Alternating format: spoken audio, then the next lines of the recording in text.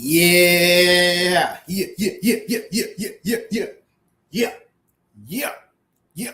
I am Jacadero, proudly filling in. Power on. Excuse me. Proudly filling in. Bluetooth connected. Proudly filling in for Brother Koku here on Shoot the Breeze, episode 247. Imagine you get a Saturday night with me, Jacadero. Yeah. Once again, I am Jacadero, proudly filling in for Brother Koku here on Shoot the Breeze, episode 247. My goodness gracious, my gosh, huh? On tonight's episode, man, we got some bangers, huh? We're talking about Jay-Z. We're also talking about the temporary protected status for Haitian immigrants. We're also talking about AI. And then we're also talking about menstrual cycles. Believe it or not. Yes.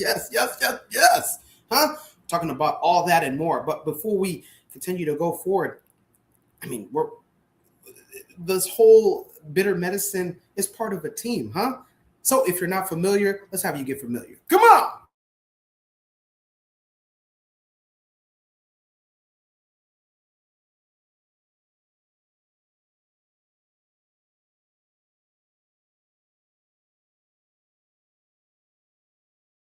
You are listening to the Bitter Medicine Podcast on KWAZ Radio.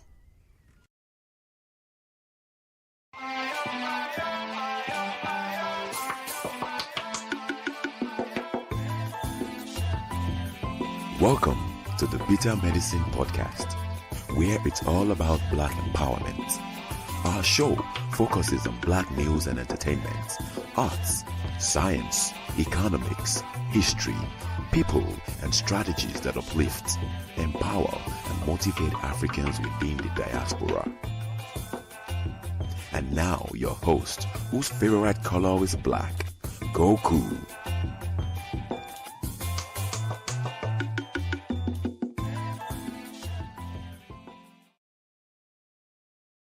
Welcome back to the Bitter Medicine Podcast. I am your host, Koku.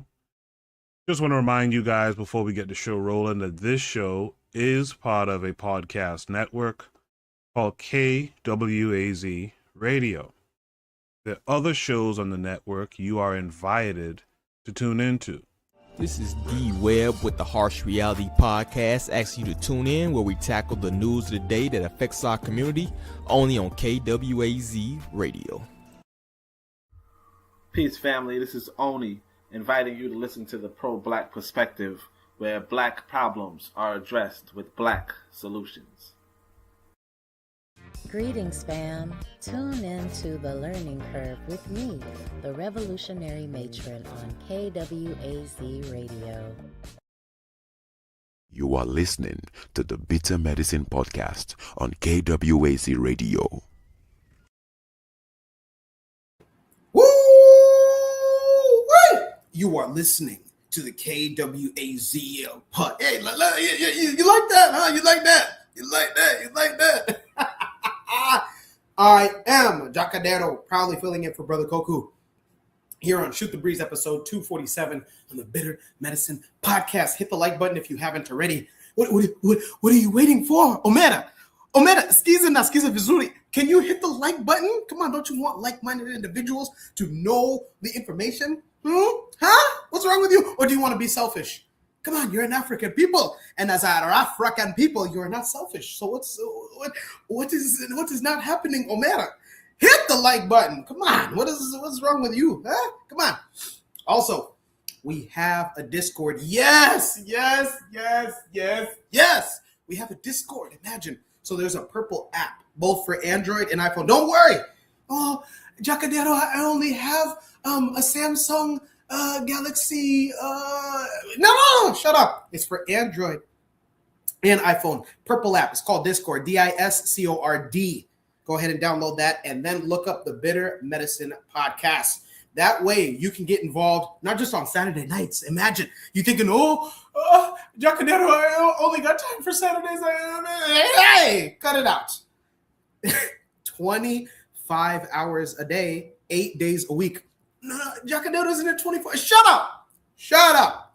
Go ahead, download the Discord, the Bitter Medicine Podcast, once you get the Discord, and that way you can get involved in the conversation each and every day. Each and every day. Like-minded Pan-African nationalist individuals just like yourself. So hit the like button and then download the Discord if you haven't. And that way you can get in touch. Also, I mean, you can share the topics that we will have each and every Saturday. Imagine. It's not an authoritarian regime. It's not a totalitarian regime. No. Come on. No, we are African peoples, and as African peoples, we're communal. So we share with the community. It's the community. Yeah. So hit the like button and then download Discord and join us on the Bitter Medicine Podcast. With that being said, once again, I'm Jacadero if you're just joining in, and this is Shoot the Breeze, episode 247. If you want to be a panelist on tonight's episode, go ahead and click on the StreamYard link that's pinned to the top of the chat. Do you see it? In case you don't see it, there it is. You see it on your screen? Do you see it? Yes. Use your eyes. Yes. Come on, yes, I gave you eyes. So we're going to go ahead and we're going to go into our first Shoot the Breeze topic. Shoot the Breeze topic number 1. Ask thoughts? Yes, thoughts. So we're going to ask your thoughts on what's being said in this video. We might play it twice, just because we want people to get the message 2 times. So it takes us to Facebook, where an Asian man is talking about something that maybe you probably didn't take into consideration. Once again, I'm Jacadero, proudly filling in for Brother Coco on Shoot the Breeze, episode 247. Let's take a listen. Stand by.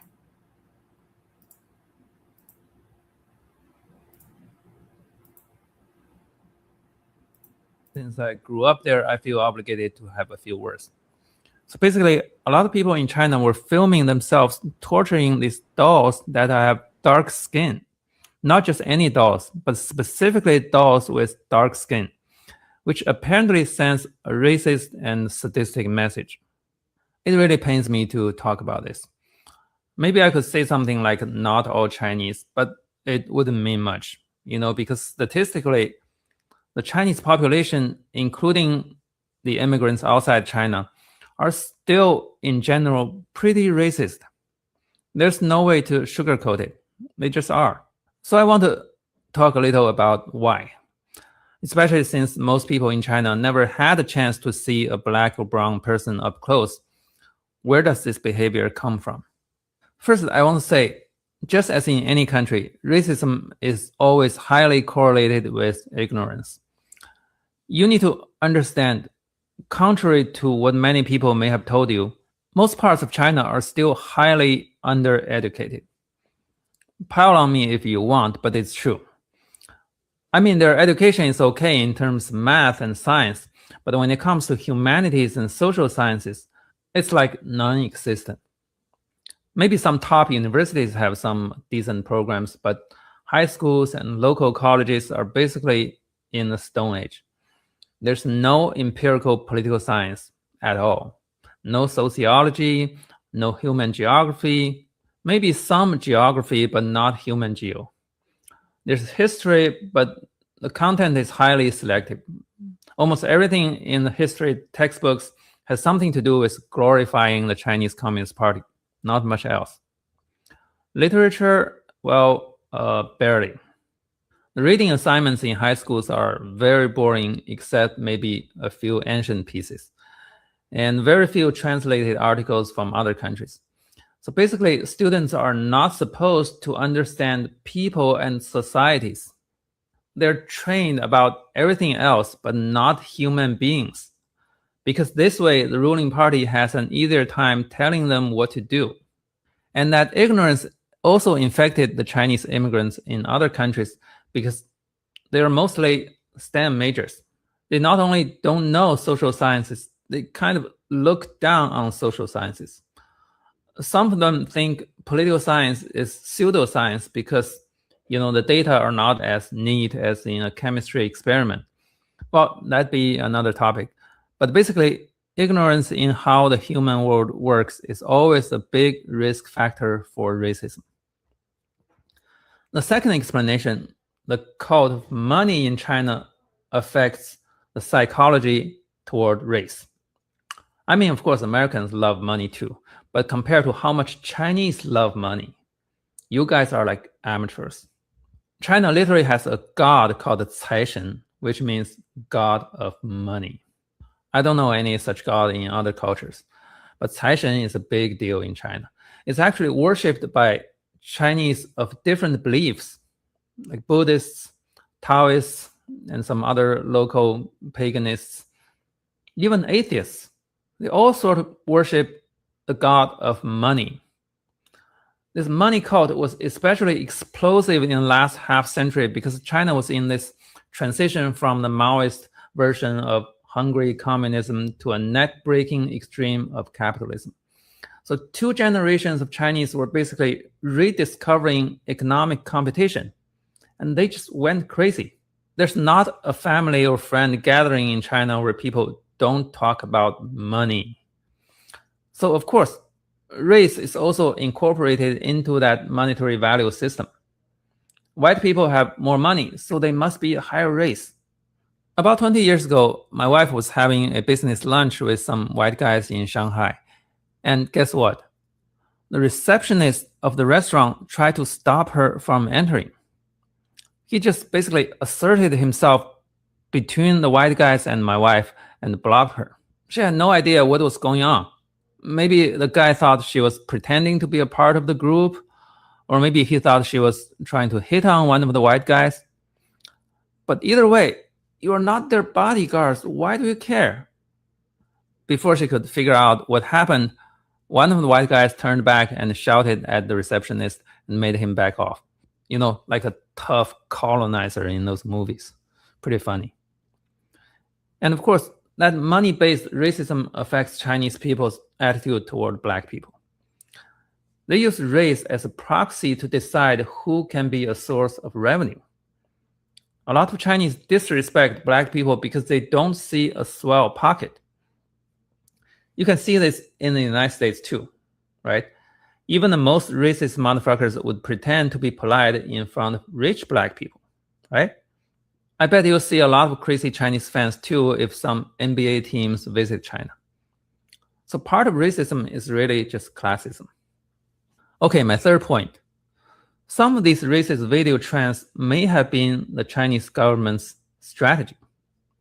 I don't have any evidence, but I know for sure that the CCP wants Chinese immigrants to be hated in America. Why? If they're hated, they'll feel more vulnerable and be more loyal to the motherland. They'll either go back or maybe help China achieve some policy goals in the US. So there's a very real possibility that the Chinese censors intentionally let those trends slip through their fingers to sow discord between Chinese immigrants and African Americans. You know, the censorship in China is highly effective.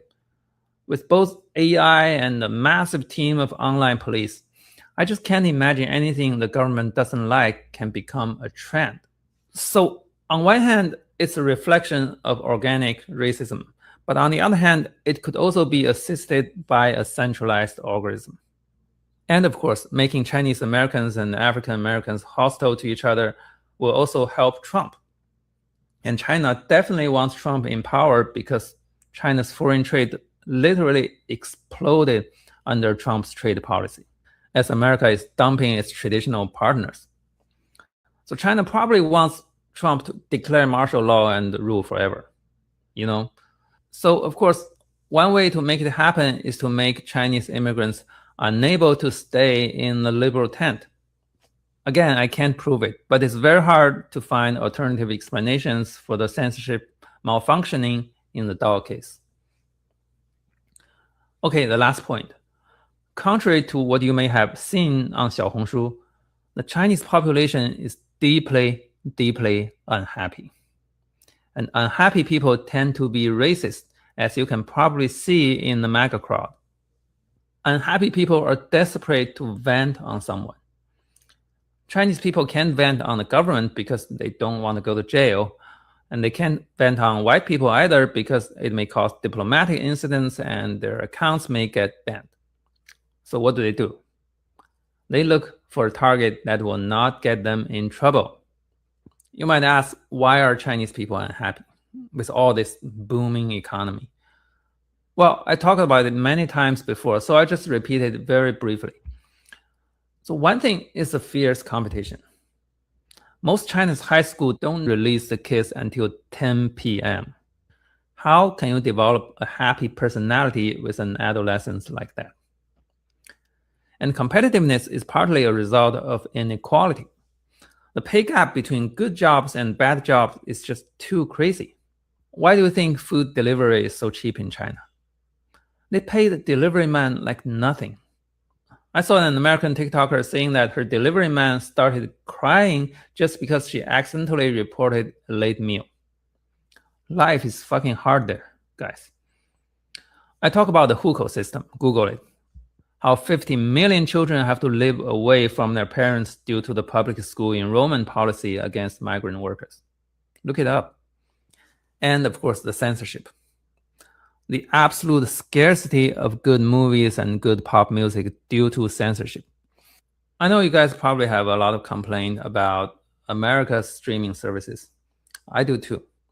But imagine if they remove all the shows and movies that reflect societal ills and government corruption, and then remove all the LGBT content, all the childhood rebellions, all the shows about protests, labor disputes, women's rights, just all gone. How would you feel? That's the state of entertainment the Chinese people are living in, regardless of the GDP growth. So there's a shortage of stimulations, and those psychopathic black doll torturing videos are part of their desperate attempt at finding stimulations, the only type of stimulations that are still allowed. It's not an excuse, of course, but it's a psychological reality in a suffocating environment, just like some deep South American communities that are still dominated by religious doctrines. Of course, they're going to have issues. It's not economic anxiety. It's just regular anxiety. Anyway, that was my 2 cents. America has been driving me crazy every day in the past 10 years, but I'm still glad I got out of China. I wouldn't have survived in that place.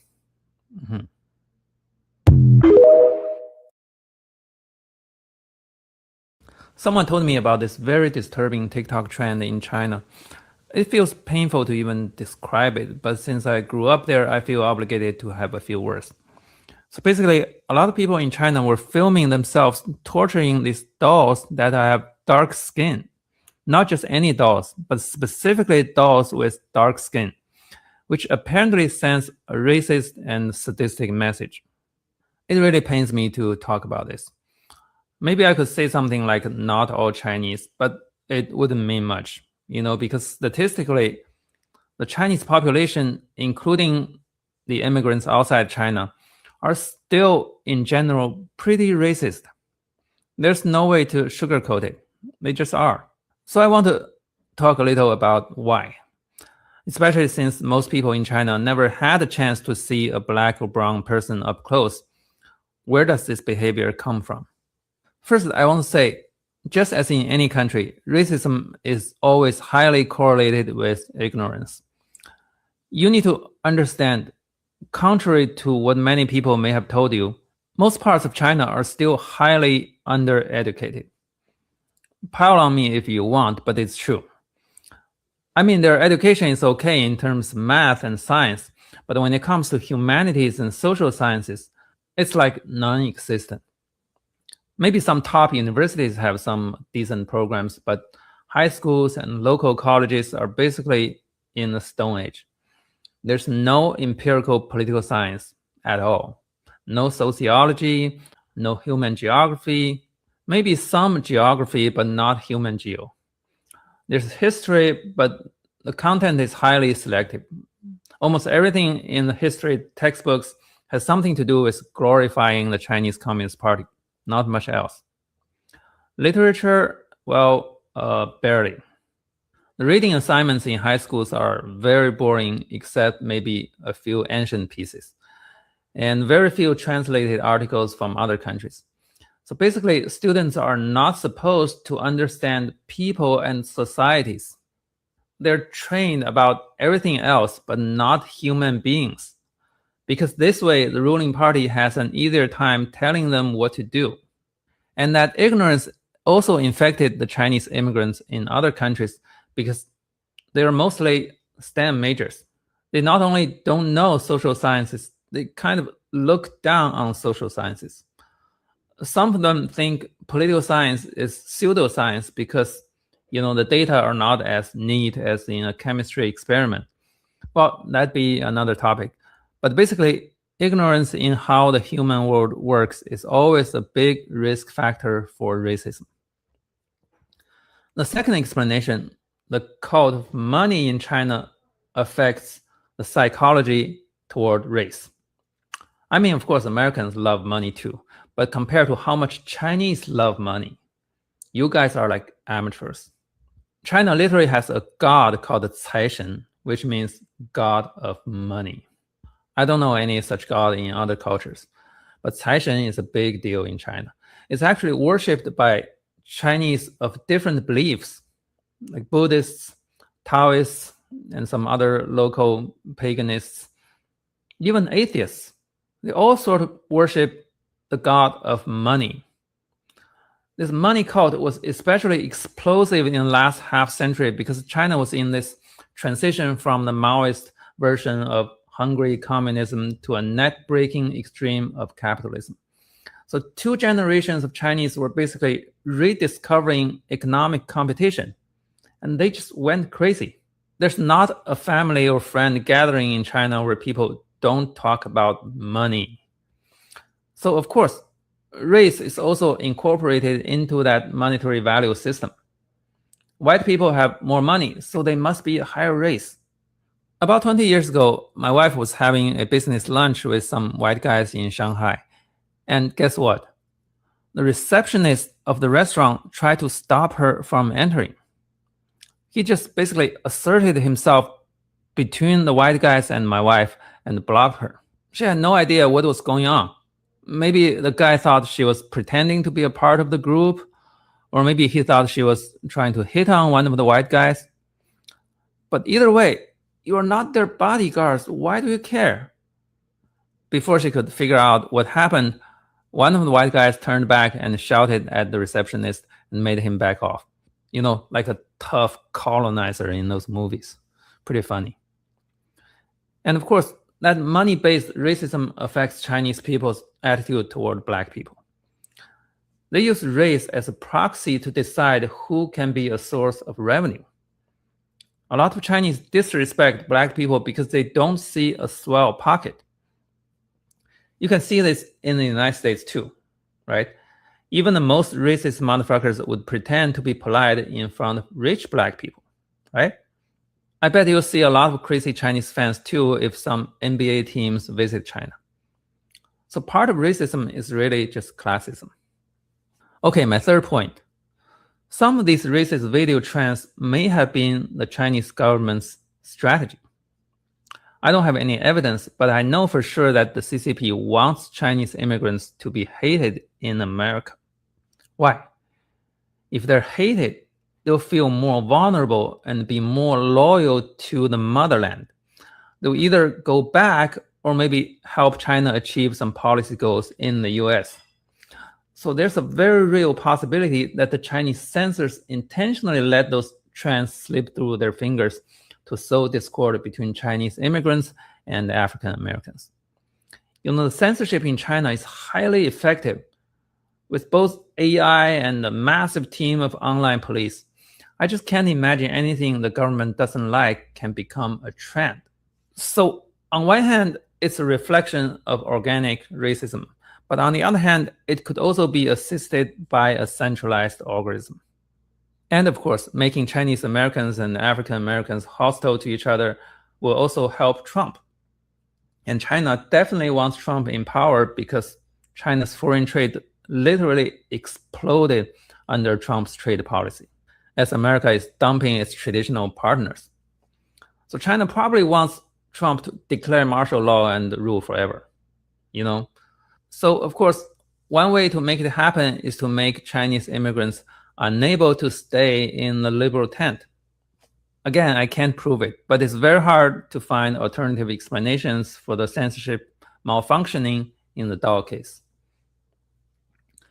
Okay, the last point.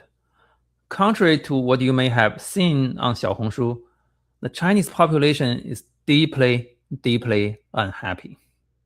And unhappy people tend to be racist, as you can probably see in the MAGA crowd. Unhappy people are desperate to vent on someone.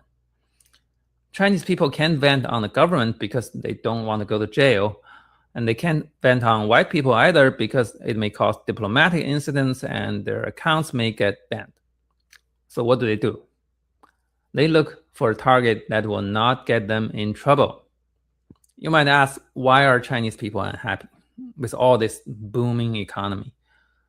Well, I talked about it many times before, so I just repeat it very briefly.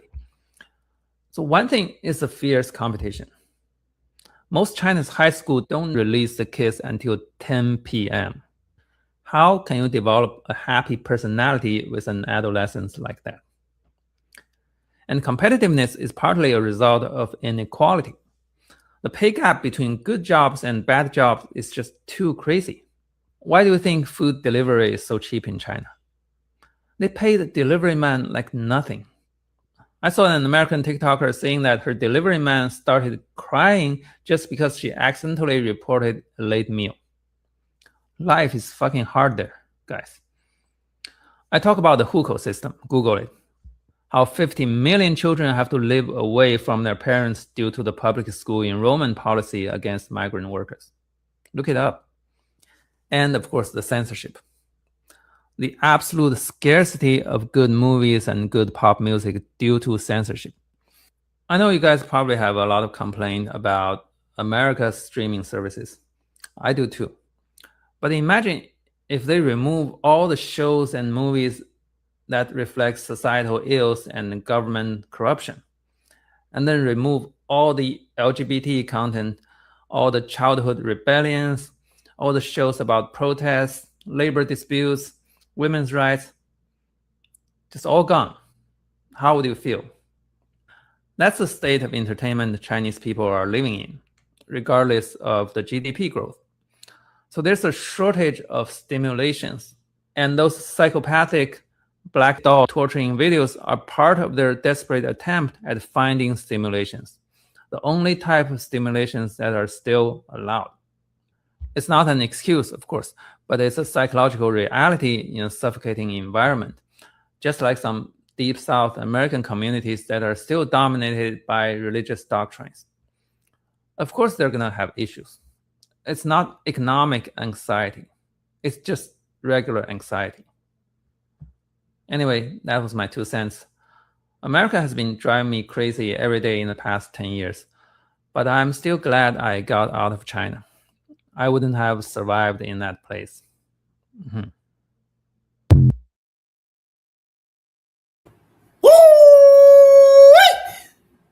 I am Jackadero, proudly filling in for Brother Koku here on Shoot the Breeze episode 247. This is the Bitter Medicine Podcast. Hit the like button if you have not already. Hit the like button. Also join us on the Discord and download the purple app. It's a purple app. You cannot miss it. Oh man, open your eyes. I'm a blessing in disguise. All jokes aside, let's get into the chat before we move forward. Lord of Slaughter says RBG. Lord of Slaughter, what's going on, big dog? You can accomplish what you will, man. What's up? What up? Brother Bakari says peace and Black African power, Black African family. Peace to you, Brother Bakari. Peace to you. Koku 911, peace. Koku. Trigger Happy is in the chat. What's going on, Trigger Happy? What's popping, my guy? He says communists can be like rednecks, essentially. I love banter. I love it. I don't think you guys understand it. Trigger Happy also adds, I find it interesting the dilemma of a China's form of transitioning to communism still produces a value of money of humanity at times based in this video. And then Koku 911 adds, so the Chinese are still punks. Yeah. I think that's what CN means. You let me know, Koku 911. All right. Also, we have super chat. So if you want to go ahead and give your super chat, it's welcome. It's welcome. That way, just like this Chinaman is saying, I'll be a lot happier. Yeah, maybe the boss might give me a little bit of something so I can afford maybe some sambusa and some Kenyan tea. Come on, huh? Also, the Bitter Medicine is on TikTok as well. So come on now, huh? We're everywhere. Speaking of being everywhere, I got my guys with me, and they're everywhere as well, man. We got Black Steel and Bakari, but first, let's get the thoughts from Brother Bakari. Brother Bakari, welcome to the show. What's going on? How are you? And then Shoot the Breeze episode, Shoot the Breeze topic number 1 asks, thoughts based on what you heard, what you've seen. What are your thoughts? It's what I always said about China. Shit, they are allies with white folk. That's why, and I'm one of the few who wasn't ashamed to say it. That's why I would always say, as much as I respect Kwame, Ibrahim Traore over in Burkina Faso, you have to be careful who you tying your hands with. I'm gonna tell you something, man. I don't do TikTok because on TikTok you can't even say white people, but you can use the N-word. These people, that's why I don't deal with it, because I don't take nobody's disrespect. Not like that, right? So in what he was saying, and they basically bow down to white folks. They are allies with white folks. It's a conversation that me and Koku had, where everybody's cheering on China and Russia. Something me and Koku had a conversation about is, we said we honestly believe that Trump want to run all the Americas, the lunatic in office. They want China to control Asia, Russia to control Europe, and then they're going to divide up Africa. And we still have African nations running to China, talking about helping China. Now, over here in America, I honestly believe Chinese people being your ally come from the Black Panther Party, in all honesty. They loved the Asian people and thought they really looked up to the Asian, and they spread a lot of Asian propaganda. And here in 2026, if we just open our eyes and sit back and think, and we'll realize, like, man, these people are not thinking about us. We are all we got. So when he say they are racist based on money and all of that, okay. They think white people is something special, something more because they have more money. Okay. But then they can come and look down on us. But then somebody have to die. Somebody have to get off for murdering a black dude. And then we can say boycott. I'm the one who been saying, let's do a lifestyle change. Stop giving these people your money. Get them out your neighborhood. You can't go to Chinatown and open a business. They wouldn't come to you for nothing. So sometimes, like, Chinese people, they are who they are. And black people, we have to change who we are. We have to change our mindset about ourselves if we want, because we are in a war. And a lot of us don't understand it. And it's us it's black people versus the world. And that's just a fact. And I yield the mic. Hey, I appreciate it, Brother Bakari, man. Hey, he said it. He said, hey, we suck up to white folks because they got the money, and we have a God that is a God of money. I don't know if he was being facetious in that, but if that's true, it explains a lot. In the chat, Anthony says, Jacadero Habaragani, brother. Simbaya, man, says Simbaya. Lakini tupo sites. Nakwambia. He says, I'll be up. Gotta make a store run, man. Grab me something, man. I need some hookah coals. I'm out of hookah coals. I love my hookah. If anybody knows, Jacadero, I love my hookah. Grab me some hookah coals, Anthony. Grab me some hookah coals, man. I got the flavor, but grab me some hookah cones. Speaking of up the stove, from up the block, we got Black Steel. Black Steel, welcome to the show. How are you? Hope everything is well. And then, based on what you've seen, based on what you heard, what are your thoughts, my guy? I'm doing well. Just a reminder, Jack and Darrell, that the term Chinaman is considered to be a slur. Just a reminder. We tend to frown upon the term Chinaman, I thought it was, you know what? I first of all, I'm a little skeptical. Not to say he grew up in China, right? He sounds like he was a defector, right? He defected from China and came to live in the United States. So I take what he has to say with somewhat of a grain of salt, right? But I will say this, right? I think he did bring us interesting points. Number one, about the lack of Black people in China, right? Seeing a Black person in China must be pretty rare unless you're outside of the main cities, right? They tend to be a very inward-looking culture. Historically speaking, China was usually at many points in history the most advanced nation on earth, right?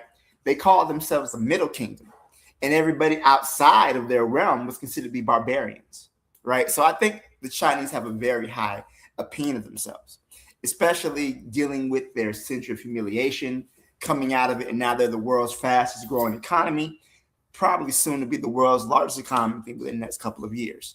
So I think his point about ignorance, especially from Chinese people in China, I think that's a very good point because many of them don't know or don't have any interactions with Black people. That's one thing, but that's still no excuse for them to for the Natasha doll, right? The idea that Black people are human should not be something that needs to be taught to people. He's saying their education is usually on STEM and technology, not in understanding people, not social studies, things like that, things like humanism, learning to relate to other cultures. Okay, I'm not Chinese. I certainly understand that. I don't think that we should look toward China as any type of savior. I don't think that that's the role they want. They don't want to be almost like, previously the role the Soviet Union played. The Soviet Union played the role as an alternative to the United States, right? I don't think China's really interested in that. China is focused on building up China, protecting and supporting their people.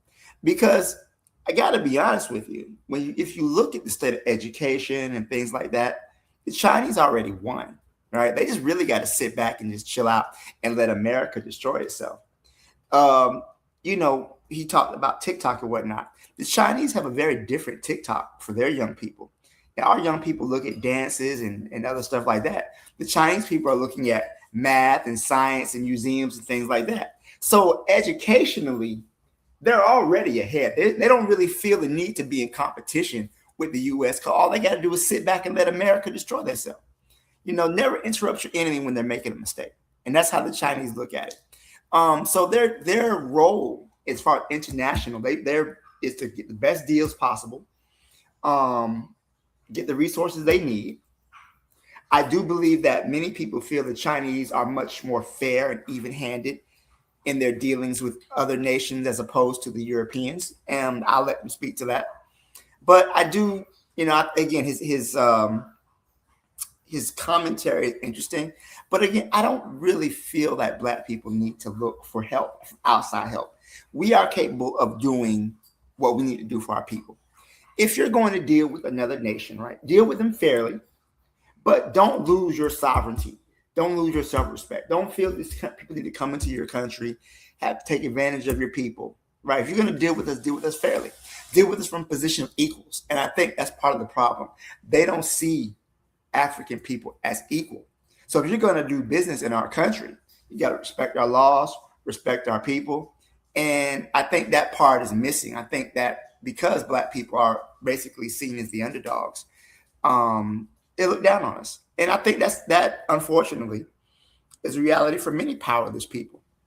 When you don't have the power to protect your nation, protect your people, people look down on you. And I think that's kind of what what we're seeing in this situation, which Black people have to get power, have to organize our society and build up Africa. As long as you can disrespect Africa, you can disrespect any Black person in the world.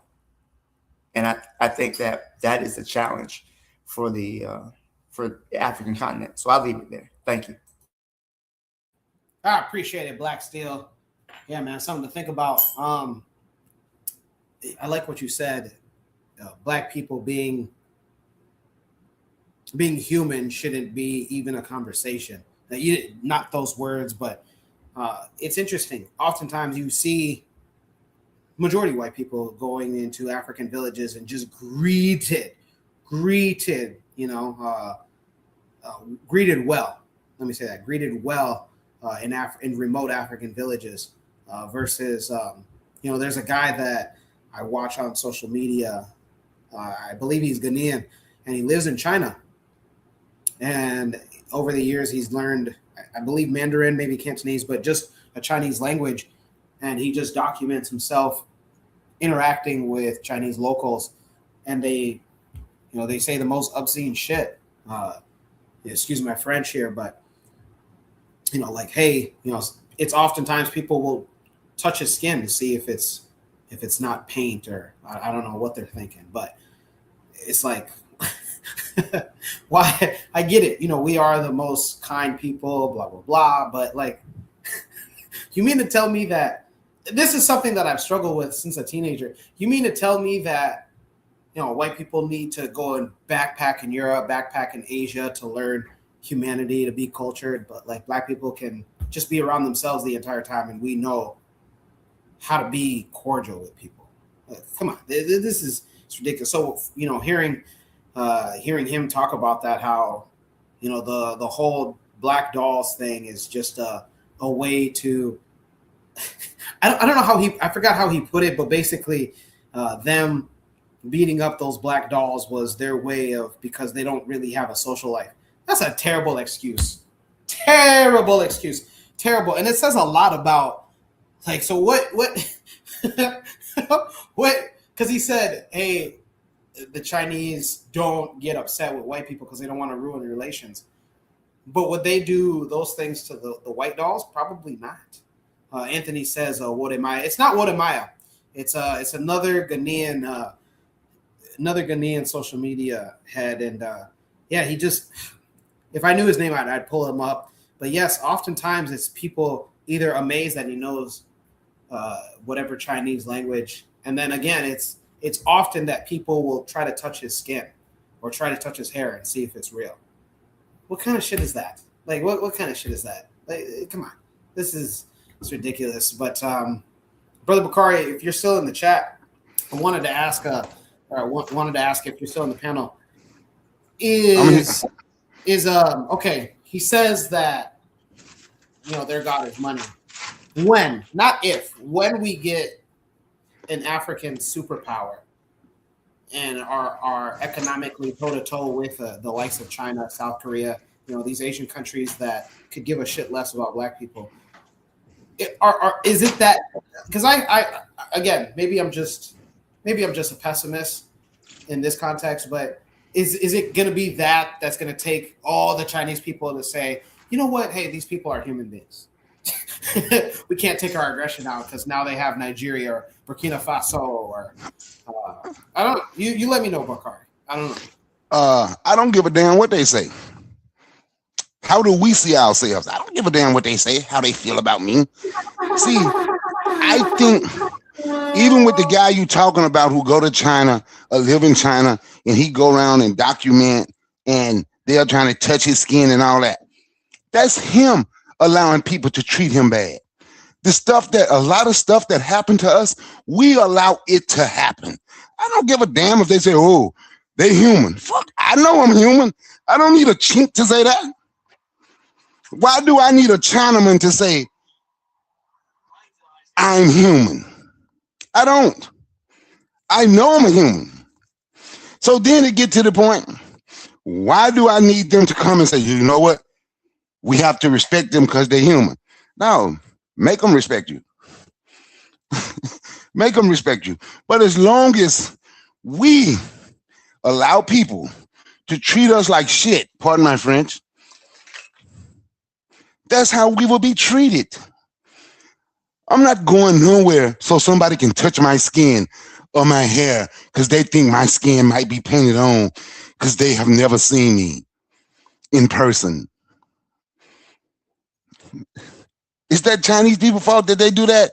Or is that his fault that he's letting them do it? I'm just saying, people treat us the way we let them treat us. Come in your neighborhood.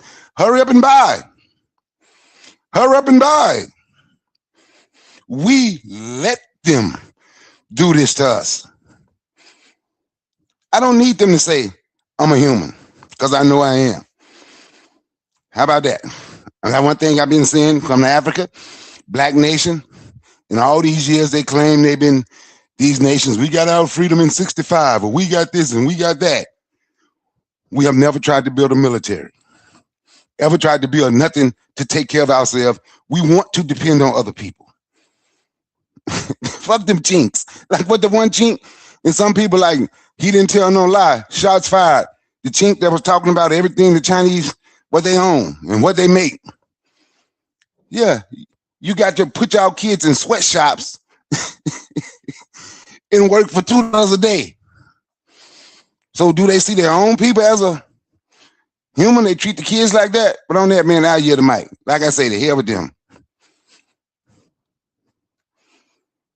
Black Steel, since you're an educator, he mentioned, again, the Chinese person or the Chinese descended person on screen said that it's oftentimes that Chinese high schools won't dismiss children until 10 p.m. I'm sorry, I'm laughing because that's insane. That's insane because I'd imagine they probably get up pretty early in the morning. When I say early, anything before 6 a.m. to me is pretty early. Black Steel, I guess, what are your thoughts on that, man? If that is true, majority of Chinese students aren't dismissed until 10 p.m. I mean, that's crazy to me. That's their culture. I mean, that's how they run their education system. I don't think that's healthy for them to be in school that long. It's whatever, you know. And I agree with Bakari that ultimately it doesn't really matter how they feel about us, right? But that's why we have to build up ourselves and build up our people. Because how you treat me, I don't care how you feel about me, but treat us fairly. And I feel the Chinese probably understand that, and they're dealing with Europeans. You think they care if white people hate them? No. But you got to deal with that. You got to deal with it from a position of strength. And that's the problem that we have, is that we're not dealing with these people from a position of strength. We're dealing from the Chinese are coming to us and offering us deals, but they built up their economy. So I think sometimes you got to take personal feelings out of it, right? And I feel like when we have these conversations about how we're treated or how our people are being seen in the economy and taken advantage of, we got to focus on ourselves, right? And then we cannot free our people worrying about, how do the Chinese feel? Who cares how they feel? Are you going to deal with us fairly? How are you going to react to us? If we come to our country, I don't want you out here putting your hands on our children and making little racist TikToks about our young people. Like that is not acceptable. And I think that's the problem. I think that we got to deal from a position of strength. And I think that's maybe the problem, is that we're not coming from a position of strength.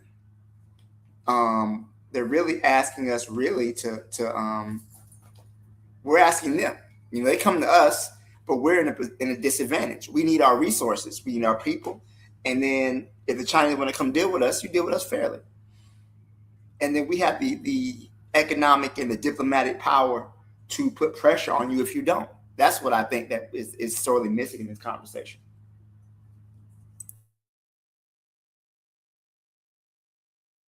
I appreciate it, Black Steel. In the chat, Lord DeSlaughter says, we always looking for humanity from others when we are the actual humans. Man, come on now, Lord. Come on now. And then Culture Education says, what's up, Culture Education? What's going on? Welcome to the show. says exactly, if they treat their own folk like that, how you think they will do us. Lord of Slaughter adds, we don't need equality. We need our continent and its resources. Nothing else matters. True indeed. Bakari, Black Steel, any last thoughts before we go into our next Shoot the Breeze topic? Hey, I'm going to step down, but I'm going to be listening. I'm going to come back. Yes, sir. If you're on the same store run that Anthony's on, remember, man, come on, give me some hookah cola. I'll get you some Mad Dog 2020, great flavor, 99, vintage, 1999. but I'll be back on here in a minute. But I'm gonna be listening though. Yes, sir. Yes, sir. Trigger Happy adds, we are the foundation and very first. I appreciate it. Yeah, Black women are encouraged. Our sisters are encouraged to join tonight's discussion. Again, if you are in the chat, pinned to the top of the chat is the StreamYard link. Go ahead and click on that to be a part of tonight's conversation. KW Dawn 7, man, with a super chat. I appreciate it, man. That means that I'm going to be able to afford some hookah coals myself. Says China will not be able to sustain themselves as a superpower long term. Their birth rate is 1.0, which is basically in the toilet. They won't have the muscle. And then Lord Asada says, oh man, MD 2020. These are the type of drinks, Lord Asada, that I'm sure you're familiar that if you're in a happy relationship, you drink this and you might have a DV case on your hands. I joke. Please, ladies, don't get upset at me. I only joke. I don't condone DV. All right. Well, let's go ahead into our next topic. Jay-Z, you guys know who he is.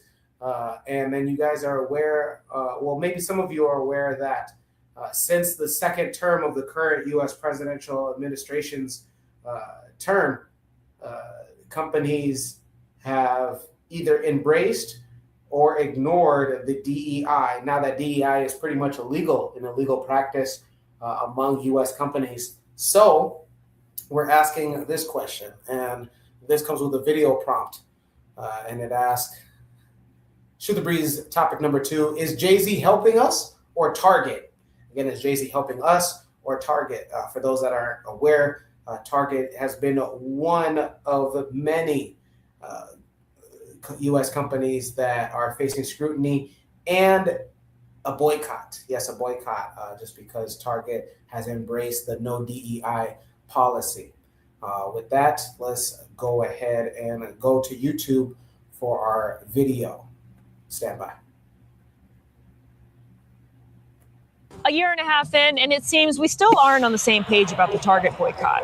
It seems the most sacred thing about it was the religious leaders who tried to say it was over. Oh, and that video Beyonce released, telling the tender story of helping remove her man's locks right before he signed a deal with our problematic fave retail giant. Message! Rapper and mogul Sean Jay-Z Carter is teaming up with Target to release a limited edition vinyl of his debut album, Reasonable Doubt.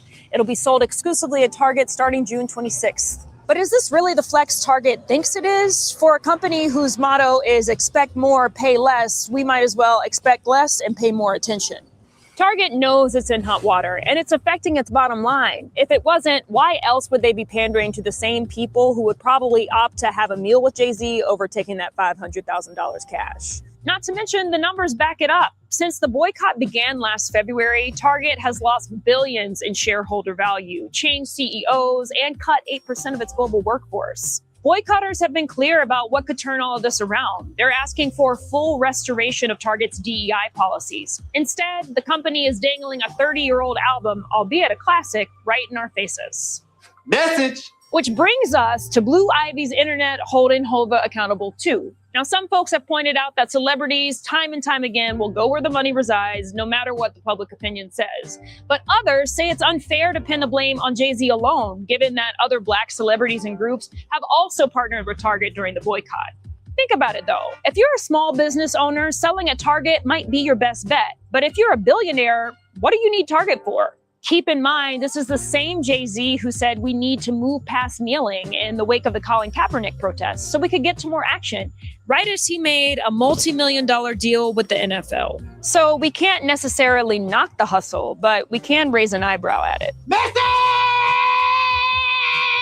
Now, the real question is, how many people are going to buy it, whether it's the vinyl itself or Target's attempt to win us back?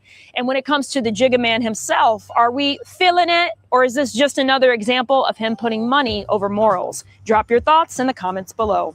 A year and a half in, and it seems we still aren't on the same page about the Target boycott. It seems the most sacred thing about it was the religious leaders who tried to say it was over. Oh, and that video Beyonce released. You know, telling the tender story of helping remove her man's locks right before he signed a deal with our problematic fave retail giant. Message! Rapper and mogul Sean Jay-Z Carter is teaming up with Target to release a limited edition vinyl of his debut album, Reasonable Doubt. It'll be sold exclusively at Target starting June 26th. But is this really the flex Target thinks it is? For a company whose motto is expect more, pay less, we might as well expect less and pay more attention. Target knows it's in hot water, and it's affecting its bottom line. If it wasn't, why else would they be pandering to the same people who would probably opt to have a meal with Jay-Z over taking that $500,000 cash? Not to mention, the numbers back it up. Since the boycott began last February, Target has lost billions in shareholder value, changed CEOs, and cut 8% of its global workforce. Boycotters have been clear about what could turn all of this around. They're asking for full restoration of Target's DEI policies. Instead, the company is dangling a 30-year-old album, albeit a classic, right in our faces. Message! Which brings us to Blue Ivy's internet holding Hova accountable too. Now, some folks have pointed out that celebrities, time and time again, will go where the money resides, no matter what the public opinion says. But others say it's unfair to pin the blame on Jay-Z alone, given that other Black celebrities and groups have also partnered with Target during the boycott. Think about it, though. If you're a small business owner, selling at Target might be your best bet. But if you're a billionaire, what do you need Target for? Keep in mind, this is the same Jay-Z who said we need to move past kneeling in the wake of the Colin Kaepernick protests so we could get to more action, right as he made a multi-million-dollar deal with the NFL. So we can't necessarily knock the hustle, but we can raise an eyebrow at it. Now, the real question is, how many people are going to buy it, whether it's the vinyl itself or Target's attempt to win us back? And when it comes to the Jigga Man himself, are we feeling it, or is this just another example of him putting money over morals? Drop your thoughts in the comments below. On to the next one, on to the next one, on to the next, and we on to the next one. Once again, I'm Jacadero, proudly filling in for Brother Koku here on Shoot the Breeze episode 247 on the Bitter Medicine podcast. Hit the like button if you haven't already. Come on. The algorithm needs to know, needs to see on what it is that like-minded individuals like you are paying your attention to. Come on. It's important. Don't you want other people to know? Huh? All right. Shoot the Breeze. Topic number 2 asks, is Jay-Z helping us or Target? Black Steel. What say you? Jay-Z's helping himself, man. You know, he is definitely somebody who looks out for number one. He's not helping Black people. He could care less about Black people. He's trying to line his pockets. And he has to understand that right now, we many of us have been unified in our disdain and our dislike of Target, right? Many of us are avoiding going into the company and how they're treating our people, rightfully so. So if he chooses to go against the unity, then he should be held accountable for that. I don't think he should get a pass for that. If Black, just like I give an example, right? Back in the day, Black people did a boycott against South Africa and the apartheid system that existed at the time. And many Black entertainers refused to play in South Africa. They refused to deal with businesses that supported South Africa. But there were some Black people who went against that, who went against the unity, and they decided that they were going to do what they wanted to do. Tina Turner is a good example. Stephanie Mills, another example, right? And those Black people were punished severely. They lost out on ticket sales because there were some people who decided to go against the unity. So that's how I feel about Jay-Z. If the masses of Black people are saying, yo, we don't like how Target's treating our people, you know, they eliminated whatever, the complaint about the DEI diversity initiatives they were doing. Okay, we have a right to go against that. Jay-Z wants to go against the will of the African people, so be it. But then he has to bear that cost out, you know. So I just feel like if you decide to go against the unity, you got to deal with whatever consequences come from that. It could be loss of sales. It could be, what was the one black? I don't think that'll happen to him. Like, what was her name? Chrisette Michelle, when she sang at Trump's inauguration, that basically killed her career. Her career is done. You don't even hear about her anymore. I don't think Jay-Z would ever suffer that level of consequences. But the thing is that he has to realize that we're the ones who buy his album. Just like Kanye. Kanye turned Nazi. He started losing support. He started losing sales. He had to come and make an apology. So I think that sometimes these celebrities forget what side of the line they're supposed to be on. And, you know, they're supposed to support the people, not the other way around. We don't work for you. You work for us. So Jay-Z's out for himself. He's about to get his pockets lined. He don't care. Honestly, this man does not care one bit about what we are doing as far as his protest. He doesn't care. So, but he sees an opportunity in this for him to make a couple dollars. And that's the way he's moving.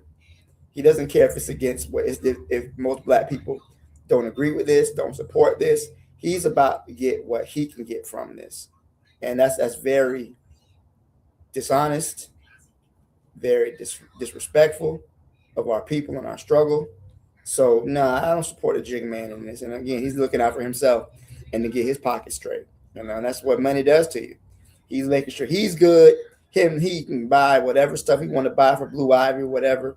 But ultimately, his goal is to finance his pockets. That's how he operates. That's how he's always operated. Jay-Z has always been very much a mercenary when it comes to his money. You know, I'm not surprised that he would do something like this at all. You know, he's making sure that he's good. Like he was selling the courses about cryptocurrency in the hood. You know, that's the problem, is that he doesn't care about what we got going on, as long as his money's good. So I'll leave it there. Thank you, Jackadale. I appreciate it, Black Steel. Yeah, this is interesting because, you know, Jay-Z knows that, you know, we support him. He knows that we support him. And so just like the kneeling incident when, you know, he said in a open panel discussion, you know, we're past kneeling, it made a lot of eyes crooked at him. My question to you, Black Steel, is do you know anybody that is currently on and has been practicing the Target boycott? And if so, do you think that it's affecting Target? I ask that just because I'm not necessarily sure that Target's main demographic, their target demographic, is Black people. I know that during Black History Month, you can go in there and then you can see whether it's the makeup or the clothes section, they'll have highlighted creators in an attempt to promote. But if we're not the target demographic, does this really hurt Target? And again, I ask, do you know anybody that's actively and has been practicing? Let me know. I know a few people who are practicing it. You know, even me myself. First of all, Target's expensive. I don't go into Target because they're very pricey, you know, for what they do.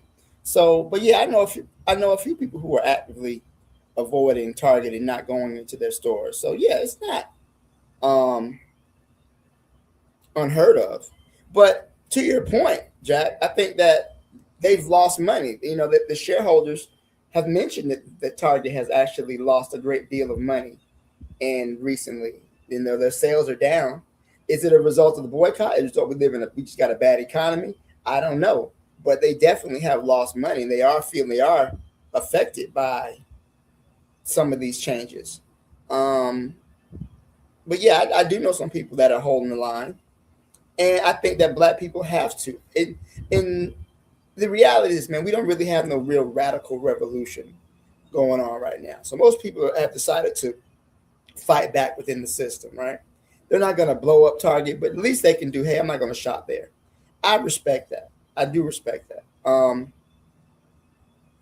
do respect that a great deal, because this is a company that, in their whole thing about we're getting rid of our illegal DEI or whatever the fuck they're saying, right?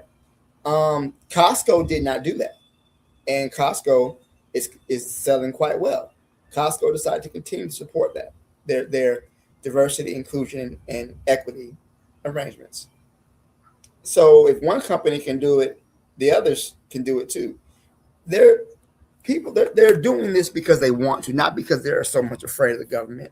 They're doing it because they want to. So that's just my opinion on the whole situation. Yeah, he doesn't really care, but I know people who are sticking to the boycott, and I support it. I don't see anything wrong with it. I appreciate it, Black Steel. Yeah, I actually know a few people as well. Whenever the conversation has arose, that have taken the steps to boycott Target entirely. Brother Bakari, I'm not sure if you gotten a chance to see the video. You did say that you were going to be in the background. Yeah, I saw it. All right. What say you? Is Shoot the Breeze topic number 2? Is Jay-Z helping us or Target? First of all, I want to say this. Black people have fucked them celebrities. Pardon my French. It's about time for black people to just say the hell with a celebrity.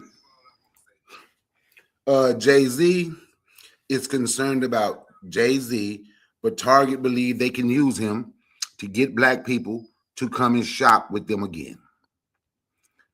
But until we say to hell with these celebrities and stop acting as if they give a damn about you. Jay-Z said a long time ago when asked about what doing in the black community, what he say, I help black people by just, what do you say about them seeing me or something to that effect. We don't have to do anything. And that's one of the problems. We jump on something because this person is black. Now, I'm hoping black people don't jump on this Jay-Z thing or that dude Jamal Bryant, because I think he got him some money too. He got some kind of deal with that preacher. He got him some type of deal with Target when he screamed the boy. He's the mouthpiece for black folk. But Jay-Z is who Jay-Z is. And to hell with those celebrities. But I want to tell Black Steel this. He said we don't have no real revolutionaries out front. Man, you must be and forgot about FBA and ADOS. Now you're the mic.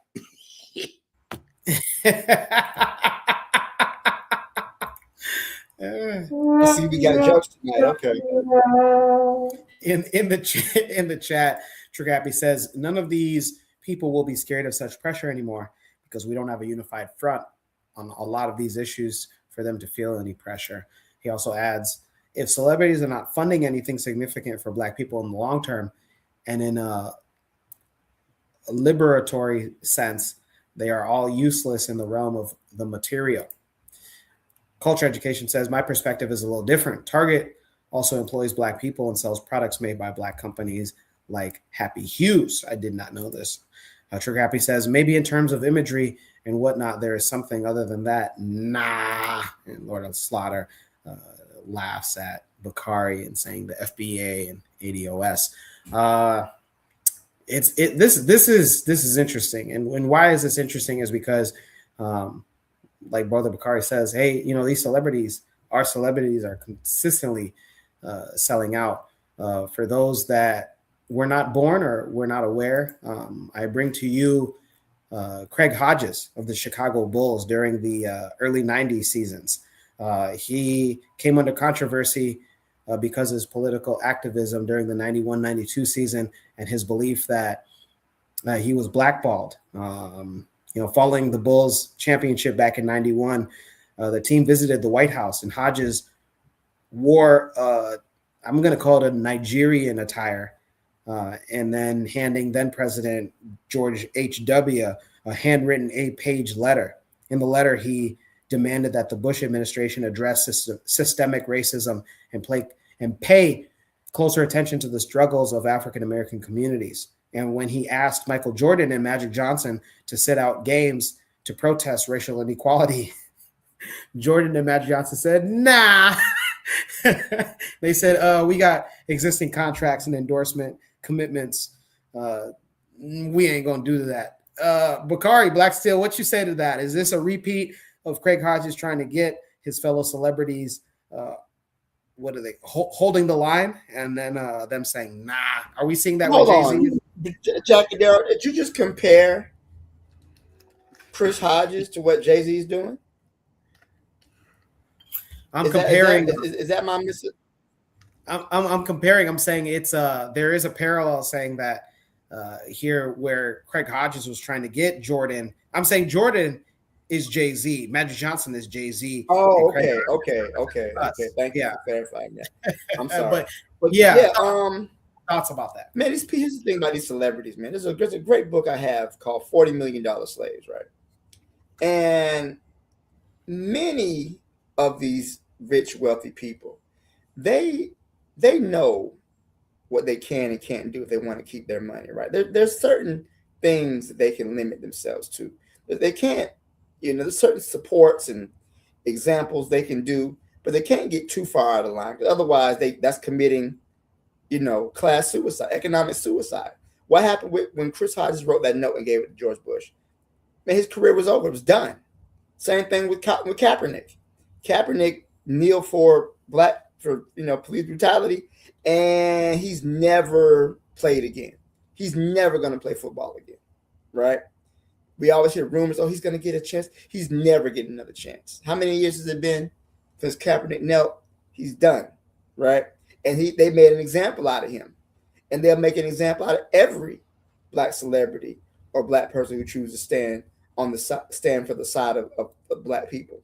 And that's the message to you. If you can do it if you want to, but you're going to lose your wealth, your endorsements, your career, all of that will be down the drain. We created these opportunities for you. And if you step out of line, you'll lose opportunities. And that's just, again, $40 million slaves. You got the money, but you still got to do it on the side. You're going to lose that money.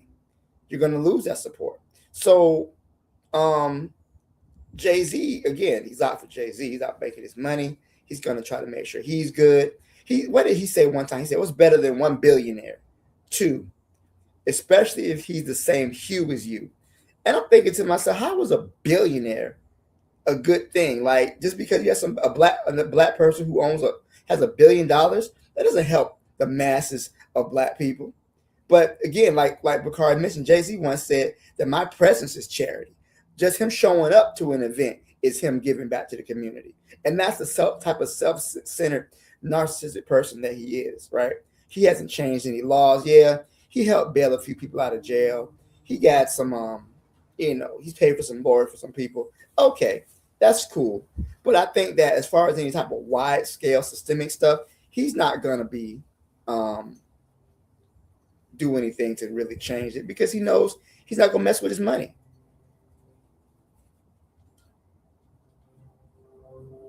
I'll leave it there. Appreciate it, Black Steel. Brother Bakari, any remarks? I don't ever say this word right. Cote d'Ivoire just went up 2-1 on Uzbekistan. Woo!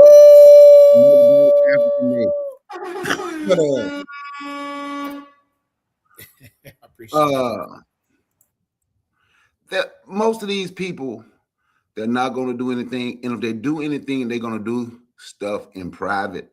I'm going to tell you something. If you go back, I want to say it was 1973, 73, 75, something like that. The AFL All-Star game, the professional football. And some racial incident had happened in New Orleans. And all the Black players, because back then there used to be a lot of players from HBCUs in the league. And they did a documentary on it. So all the HBCU players that made the All-Star game said they refused to play in New Orleans. Stuff changed. They won't play there. So the All-Star game was literally, so when the HBCU players did it, other Black players started doing it. It was the HBCU players who did it first. Then other Black players started doing it. So then they moved the All-Star game from New Orleans to San Diego. Now in that process, the guy was like, one of the guys was talking. He said when it came down to next contract, they want to put in your contract that you can't speak on political stuff in your community. Things you can't do, he said they would put in Black people contracts. But I think it was a different breed back then because as he was talking, he was like, people refused to sign those. People were refusing to sign contracts telling them they can't be involved in anything political, and they shouldn't do this in the Black community. Fast forward 2026, these people only care about money. So they don't care. They'll do whatever. Now, when you use Magic Johnson and Michael Jordan, I've always said, I didn't think Jordan, but I would give Jordan credit for this. Jordan has opened up about 4 health clinics in poor communities in like the last 10, 12 years, something like that, for people who can't afford health care, and elderly get to go to his clinics for free. They're in Black neighborhoods. I would say he did that. Magic Johnson is but to stand up and put your career on the line the way Craig Hodges did, the way Mahmoud Abdul-Rauf did, the way Muhammad Ali did, the way the quarterback, I can't even think of his name now, who Black Steel just said it. But to put your career on the line, that's hard for a lot of these people. I could see if you like, you know what, I'm gonna make this money, but while I'm making this money, I'm putting this money into the Black community. You don't turn your head to social injustices and things that happen to Black people. You don't do that. But if you're out here doing this, you should want to come back and help. And I'm not saying that they owe all of their money to Black people. Magic Johnson had done, one of my nieces in Chicago benefited from a program that Magic Johnson had for high school graduates, and really just Black folks, high school graduates at the time, giving away computers, helping pay way through college and stuff like that. Man, I got to take this call, man. Damn it. Yeah, yeah. You're pretty busy, Bakari. Maybe you got some $1 million deals, huh? How about that? In the chat, Beyond Fear says, "Man, the convo is about IP. Y'all beating a dead horse." Earlier, Beyond Fear said, "Well, I created the world's first IP tracking system, and bum ass Goner stopped supporting me." I don't know. I'm not Beyond Fear. Maybe if you want to elaborate, I'm not 100% sure on what any of this means. But Daily Affirmations checks in. What's going on, Daily Affirmations? She says, "Good evening." Good evening, Daily Affirmations. Black Steel, are we beating a dead horse with this conversation again? I mean, it is relevant. I mean, it is Jay-Z. It is a popular celebrity. I know Bakari says we got to stop looking at our Black celebrities, but are we beating a dead horse with this? I mean, I think it's good. I think it's good to point out the fact that these celebrities are just meant to be entertainers, right?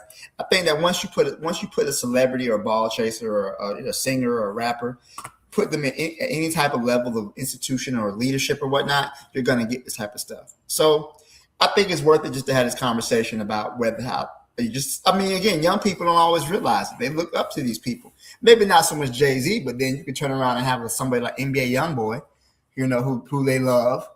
And, they like whatever he's doing. And, he's a Trump fan, so now they're Trump fans because Trump pardoned Youngboy. And that's the type of stuff that we just have to be aware of, We have to meet the people where they are. Meet the people where they are, indeed. Earlier, Brother Bakari talked about how using the celebrity and or persona for the greater good. It is suggested that Booker T. Washington supported the anti-colonial movements in Africa, penning a letter to Dedan Kimathi and the Mau Mau. So, Brother Booker T. Washington, being the founder of Tuskegee Institute, later to become Tuskegee University, if that in fact happened, which even if it didn't, we're still going to have him in high esteem. But, something like that's monumental.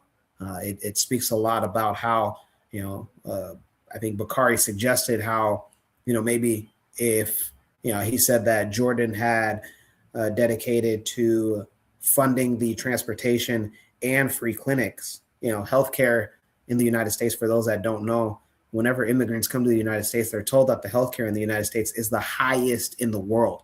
Highest. The cost of healthcare in the United States is the highest in the world. So if Michael Jordan can make that easier. Also, there was earlier this year, there was I forget her name, but a sports journalist, a decorated sports journalist from her county of Gwinnett County in Georgia.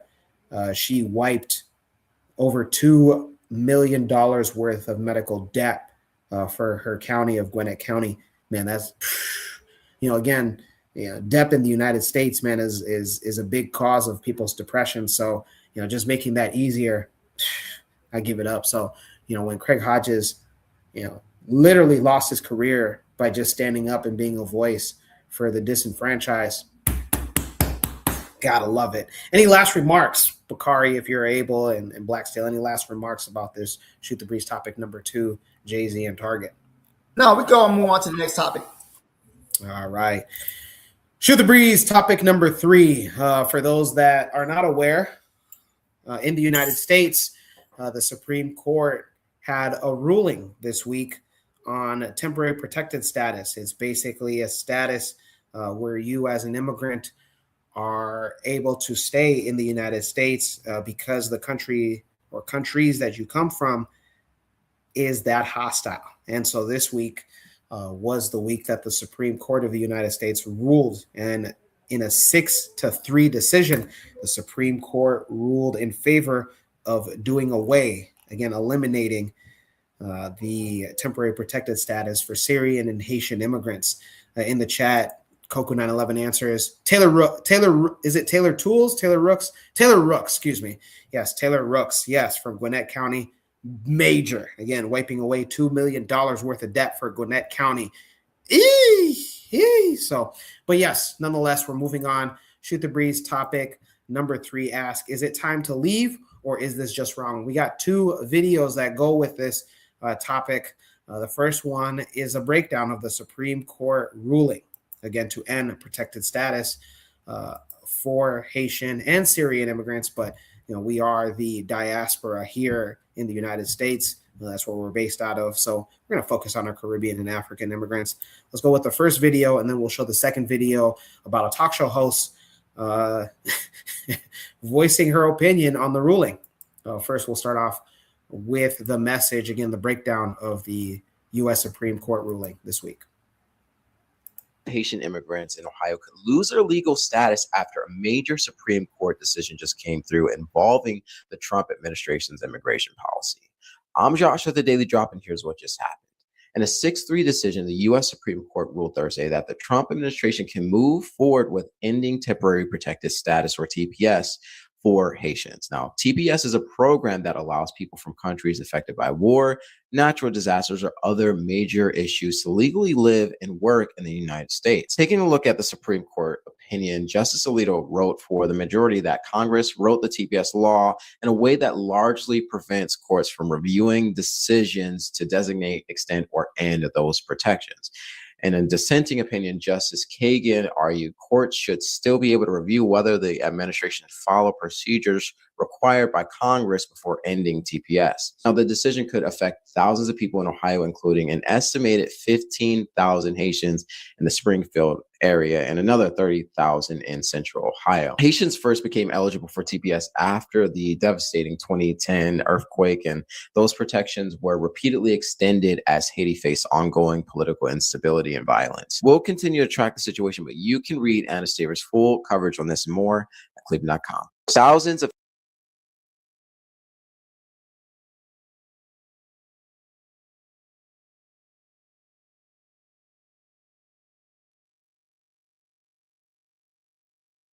Go home. And look, this has been going on for over a dozen years. Go home. Get out. We know our country's better than yours. That's because we filled it with our work ethic and our culture and our values. You being here only dilutes it for us, those who built it and live it. And half of you people, more than half, you won't assimilate. We don't want you. We don't care if you're offended. Get out. Go home. Go back to fucking Haiti. Sorry. I'm thinking about our friends in Ohio who've been dealing with these TPS Haitians for years now, who are drunk driving all over their towns and killing people. This is the whole cats and dogs thing. Like they don't want to live like Americans live. And this was supposed to be it was supposed to be temporary help. And it's turned into another backdoor way of allowing someone permanent residency here. And they take advantage of all of our public services and look, this has been going on for over a dozen years. Go home, get out. We know our country's better than yours. That's because we filled it with our work ethic and our culture and our values. You being here only dilutes it for us, those who built it and live it. And half of you people, more than half, you won't assimilate. We don't want you. We don't care if you're offended. Get out. Go home. Go back to fucking Haiti. Sorry. Once again, if you're just joining in, I am Jack Cadero, proudly filling in for Brother Koku here on Shoot the Breeze episode 247 on the Bitter Medicine Podcast. Hit the like button if you haven't already. Get like-minded individual eyes and ears to this content. It's needed. We are getting into our third topic on Shoot the Breeze episode 247, and it asks, is it time to leave or is this just wrong? The two videos, the first one, a breakdown of the Supreme Court of the United States allowing the end of protected status for Haitian and Syrian immigrants. We're going to focus on the Haitian immigrants, our Caribbean brothers and sisters. Why not?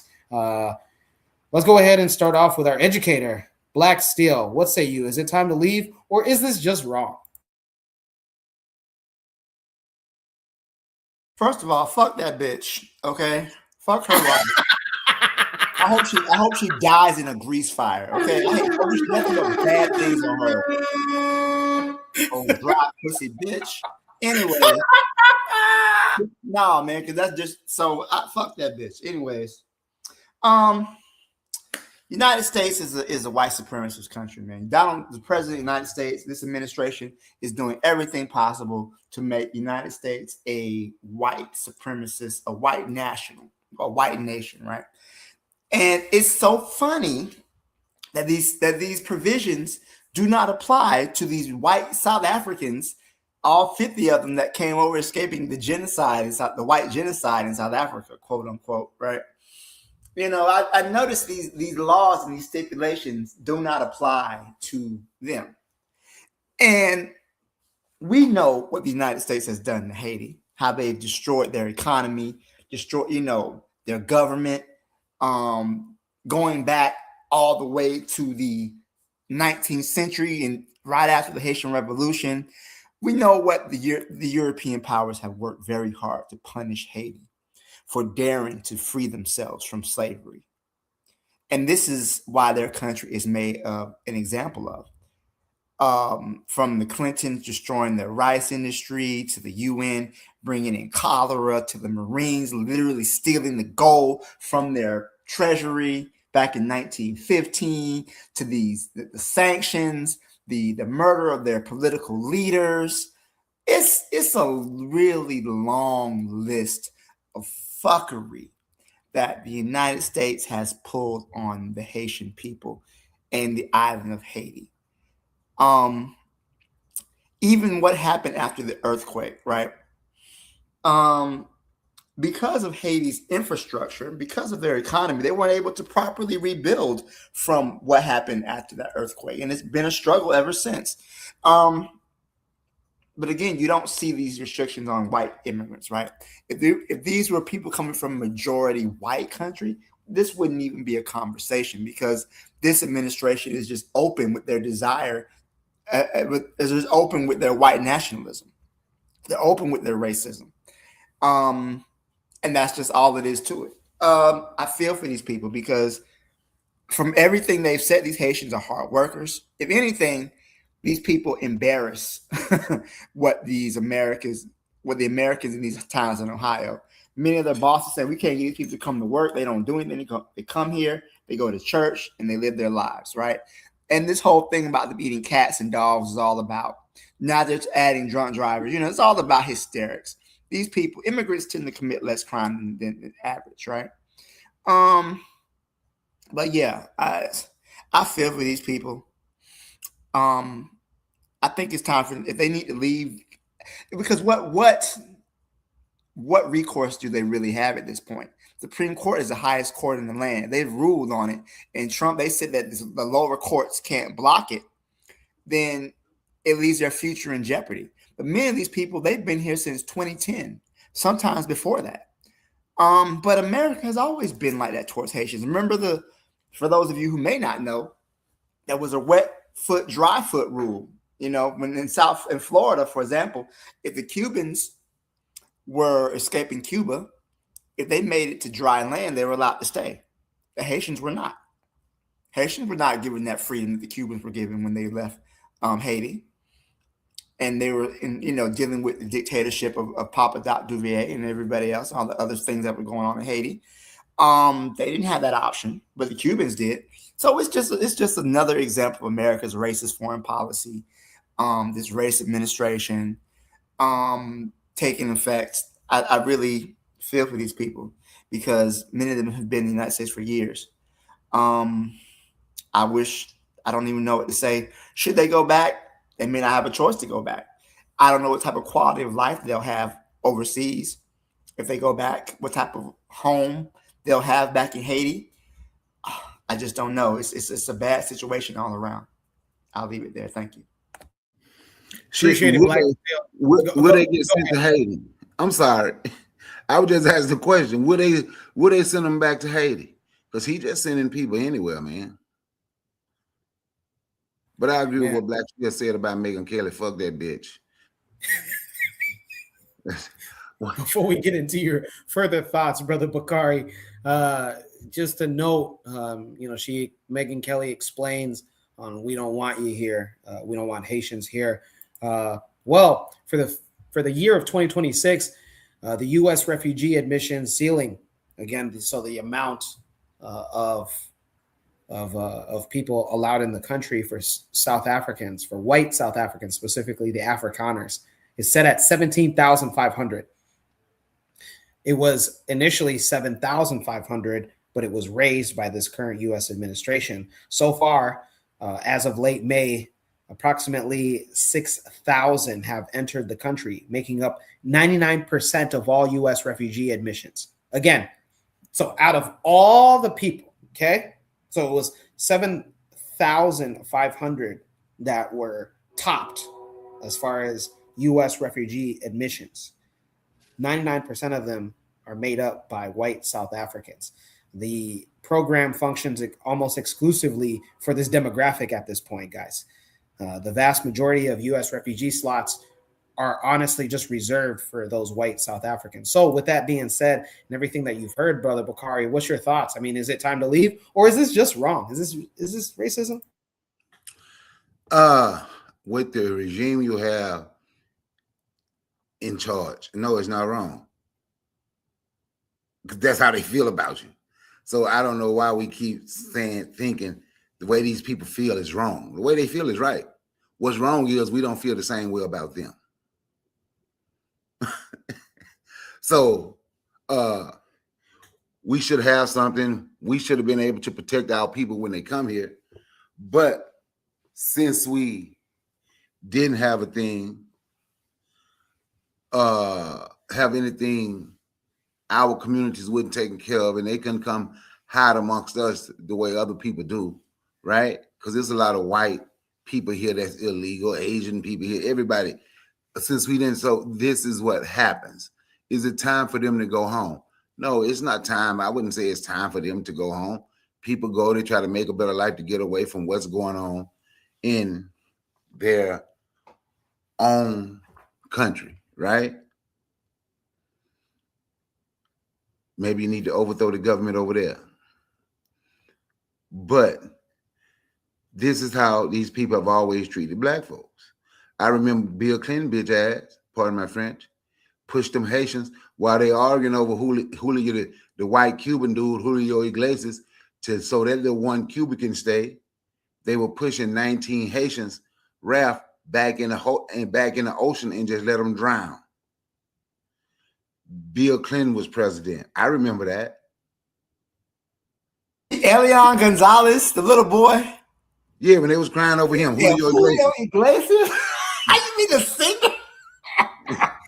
I couldn't think of his name, man. So I knew he was even me, brother Bakari. I was like Enrique Iglesias, but yeah, I understood who you were referencing. I couldn't think of his name. I know what you, but yeah, that's a fair point. I remember that. That was a whole diplomatic incident. They was trying to keep the boy away from his father, and his father was a Cuban national, and he wanted his son back. And I think the boy was taken by, it was a whole thing. They had to snatch him away. Yeah, that was a whole diplomatic incident. And then remember, they pushed them Haitians back in the ocean on their raft. Yes, they did. Yep, I remember that. So this is how these people always felt. And one I did know, I knew there were goons, but what I didn't know was how many, that there were so many black people that felt like these people toward black people. Because the stuff she was saying, she sound like FB. She sound like the people that call themselves FBA, ADOS, and the Aboriginal Indigenous. You understand? That's what she sound like. And I remember it because I just saw it again when Koku just put up a short and it was Black Steel speaking, and they were talking about when your enemy co-sign you. And Black Steel was like, so if your enemy co-signing you saying the same thing you saying, that's a problem. Talking about what Tucker Carlson said, right? So now when you see what Tucker Carlson said, and now you listen to this woman, I'm gonna ask a question. Why do people still call FBA and ADOS brothers and sisters? We should have had something set up, man. I'm gonna tell you, when this guy first won, I'll never forget. My neighbors across the street from me, real good neighbors. They're Haitian, and they used to have a flag up in the car. And I asked them why you took the flag out of your car, because they said they was riding down the street one day. This is the guy's wife. She was driving one, stopped at the red light. And all them damn redneck crackers started messing with her about her flag. And she said she got nervous. So when she left there, she got away from them. She just, to make sure she don't have people bothering her, feeling scared, seem like they threatening her, she just took the flag down because they can't look and tell she's Haitian. She's just a black woman. But she took her flag out of her car. So fuck her. Fuck Megyn Kelly. Let me say who I'm saying when I say her. So fuck Megyn Kelly. Fuck the people that think like Megyn Kelly. And fuck FBA and ADOS and all them the same. And I yield the mic. So FBA, ADOS wasn't even in the conversation, but they catch the strays. I love it. You stupid. Hey, but didn't she sound like them though? She did everything, their talking points, telling them to shut up and go back to their country and all the other stuff. Like, why do people forget? Black people made this country. It was our labor that made this country. So maybe she should take her ass back.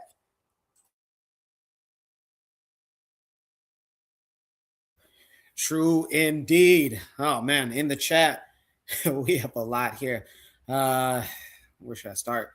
Well, Trigger Happy says, how some regimes deal with immigration is never about getting people back to their country.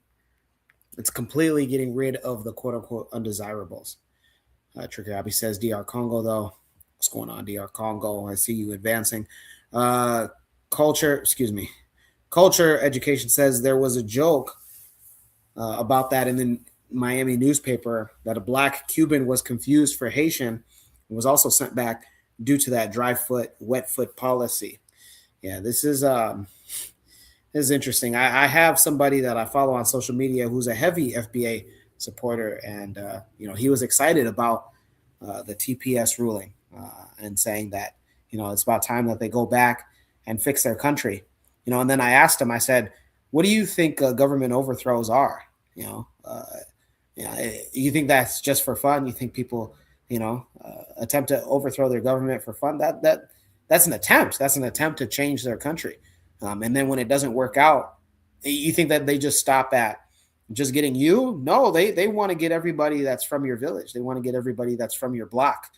And do you know what kind of mess that is? If a lot of quote unquote Black Americans, African Americans, got to really understand on what happens when the entire government is at you. Now, I understand that Black Americans for the past 400 years have had an attack, have had a war. I'm saying in the context where your government looks just like you, and they saying, hey, everybody that you may or may not have associated with that tried to overthrow this government, we're going to come after them. And it's not going to be just an arrest. We're going to, plan horrible things. So, this is the thing that I don't think FBA understands is that, people are trying to fix their countries, some in a violent way, some in a political way, but nonetheless, people are trying to do that. And for the other people that are like, hey, I'm a family man, I'm a family woman, I don't have time for that. I don't have time to belong to a rebel group. I have to get out. And then also, isn't traveling free? Like, can people not travel? That's a basic thing. Can people not travel? This is ridiculous. Can, Jack, but one thing I want to say, I don't mean to cut you off, brother. I'm sorry. This is a thought that popped in my head. So, please. This conversation about going back and fixing your country, quote unquote, but nobody ever talks about who broke the country, right? So nobody wants to really communicate and talk about the role that the West, particularly the United States, and in this particular conversation, France as well, has worked to destroy democratically elected governments. I mean, how much time do we really have here on the platform? We only got it till 11 o'clock. We could talk about what happened in Nicaragua, what happened in how when the people of Nicaragua decided to nationalize their industry, the United States came in and helped try to overthrow the government, and they're giving money to guerrillas and fighters and to destabilize the government. That was the whole Iran-Contra affair back in the 80s.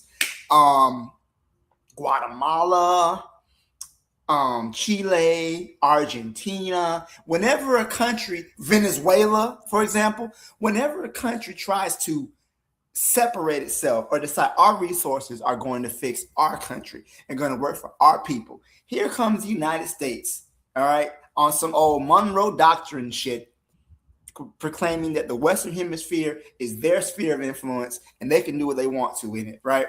And they overthrow, they kill, they assassinate leaders, they mess up their economy, they sanction you. So all these people who are saying, oh, go fix your country, why do y'all never address the reason why these people are here in the first place? If the United States would stay out of other people's business, if they would not interfere with other people's economies. There's a whole book called Confessions of an Economic Hitman, okay?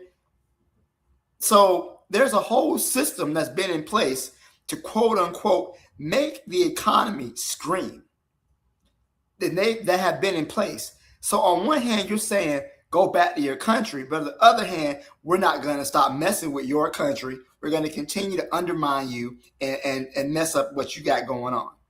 So to me, it's all a joke.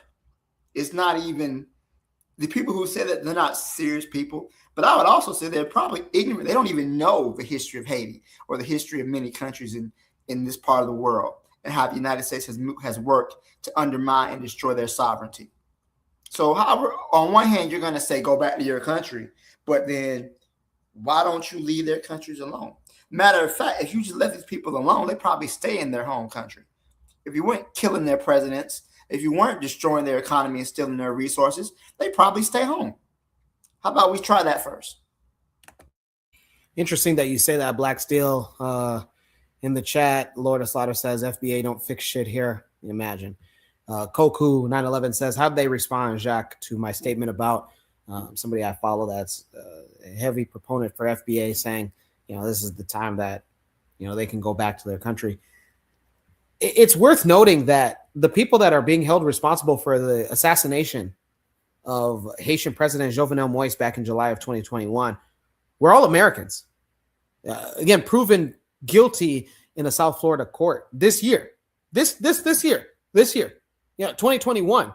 So 5 years later, we finally got some of the answers, not all the answers, but some of the answers. The head of a Florida security firm, a financier, and just other mercenaries. But again, all Americans.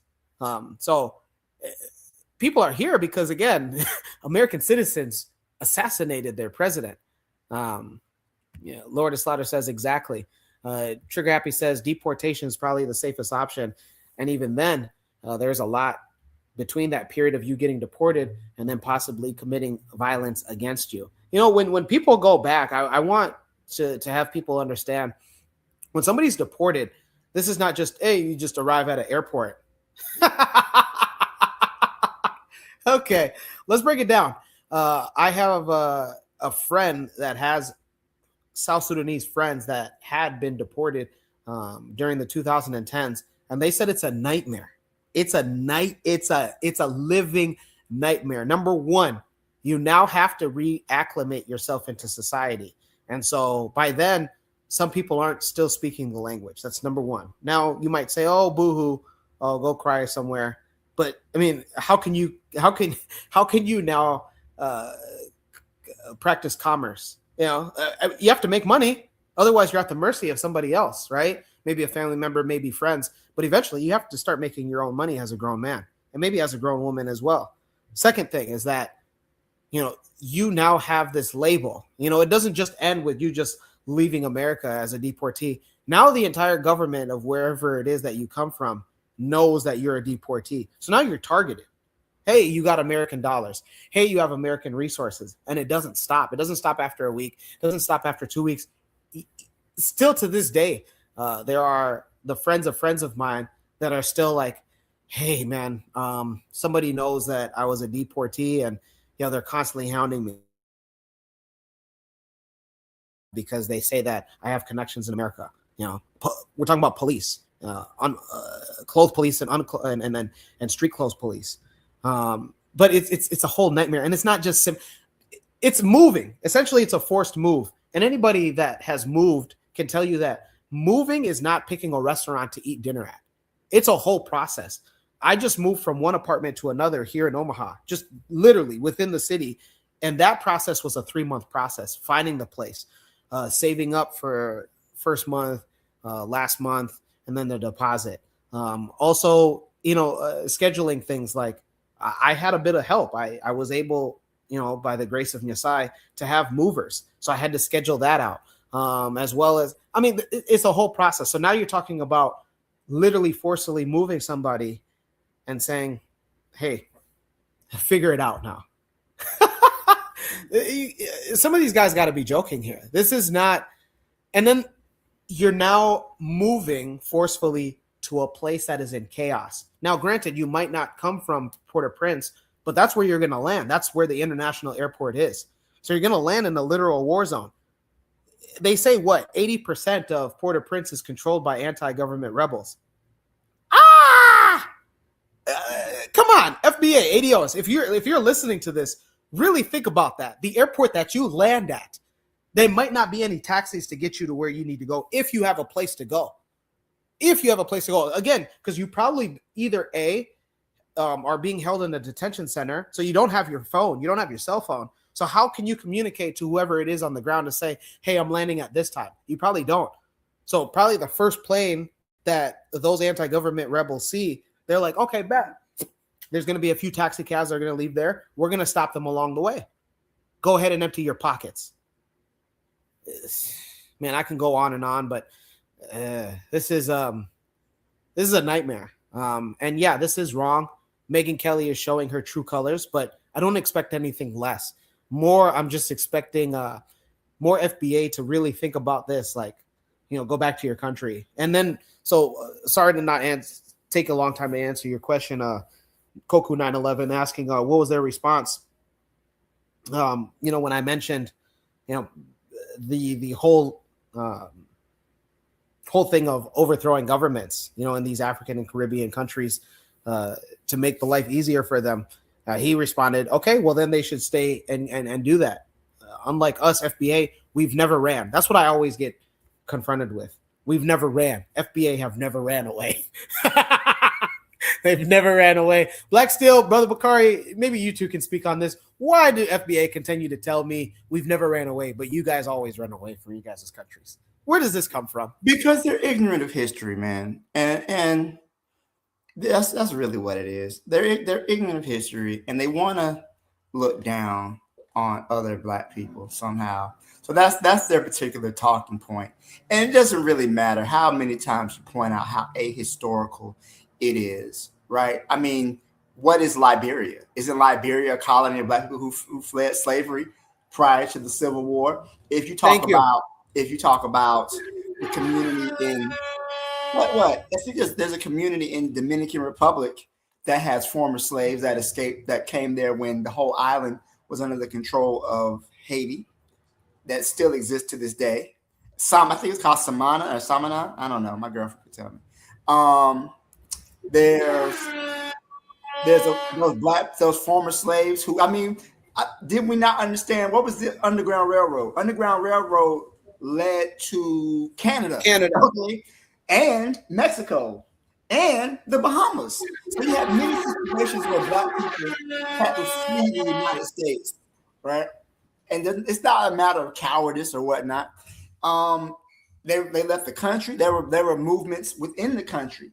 The Exodus of 1879, you know, after the end of the Civil War, after the collapse of Reconstruction, you had Black people who left the South and went out to places out west like Kansas, of those territories in the West, Montana, Idaho, all, you know. So you had Black people leaving. They might not have left the United States, but they did leave their particular region. That was the whole thing about the quote unquote Great Migration at the end of the First World War, where you had millions of Black people who left the South and went to northern cities and northern plants for better job opportunities. They call it a migration. It was really ethnic cleansing. Black people were being murdered, their land was being stolen, and they had to leave. They may not have left the United States, but many of them left their homes. They left their family members, and they built new homes in, be it New York, Chicago, New Jersey, those places like that. They were just leaving the South. So this again, it's just ahistorical nonsense. And if one of them was up here, he argued me down and say that's not true, and I don't know what I'm talking about, and I'm probably a tether. You know what? It is what it is. Who cares? But no, it's just ahistorical. They don't know history. That's it. Appreciate it, Black Steel. Brother Bakari, any remarks, last remarks on this Shoot the Breeze topic, number 3? If you're still on. All right. Well, before we get into Shoot the Breeze topic number 4, KW Don 7 says all FBA does is run their mouths. Imagine. That's all they do. And then Culture Education says Samanya. Yes, maybe in reference to Black Steel in those areas or populations now where it's formerly African American that are now acclimated outside the country. And then Liberia. Yeah, Liberia itself, I mean, it was called the American Colonization Society. It's ironic. All right. Well, were you calling me? Did you call me Jackadero? Yeah. I asked if you had any last remarks. This is what I tell them folk from FBA. They say they ain't never ran, never done nothing like that, right? Tell them to take their ass to the state with the highest Black population by percentage in the United States and go help them build something. Watch what them motherfuckers tell you. Tell them to go to the SIP. Watch what they tell you. They're going to see it too. Tell them to go to Mississippi. Watch what they tell you. Even LeBron James, the historic future Hall of Famer, first ballot, has went on record and said, I would never want to play in Memphis. And neither do many of my other co-workers, other NBA players. If LeBron James himself is saying, hey, this is so bad of a place that I don't – it goes without saying. I have nothing against Memphis. The Empowerment Network, we do trade with Memphis. But, yeah, Brother Bakari, to add what you're saying, their own king, is saying, hey, there's some places here in the U.S. I'm from Mississippi. I say tell them to go to Memphis, Mississippi. I ain't from Memphis. I'm from Mississippi. I said, tell them to go to Mississippi. Loud and clear. Loud and clear. All right. The birthplace of black culture in America. Tell them to go there. Watch what they do. Yeah, we'll see. FBA just ran their mouth. Them people that call themselves FBA and ADOS, they're internet clowns. Them, Megyn Kelly, and all of MAGA. They all the same. Fuck them all. Imagine I never thought we would get to a point where we have, I know, Brother Bakar, you don't want to call them brothers and sisters, but, we have people, brothers, I'm going to call them brothers and sisters, that side with individuals that want to destroy us. But nonetheless, we still move. All right. Speaking of move, we'll move on to Shoot the Breeze topic number 4. And we're asking a question about AI. For those that don't know, AI standing for artificial intelligence. Bakari, you might not like this, but another celebrity is making buzzworthy news. Dave Chappelle, a stand-up comedian from the United States, was asked about artificial intelligence, and he had some remarks. Black Steel, this topic will also be of interest to you, being an educator. He talked about children and AI and the future of AI and what it holds. So this accompanies us with a video from Twitter X.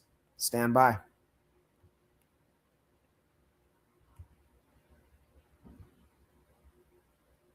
I was talking to a friend of mine the other day. You know, it's funny. Okay, I was talking to a friend of mine the other day, and we were laughing about how no one really would know what to teach a kid now.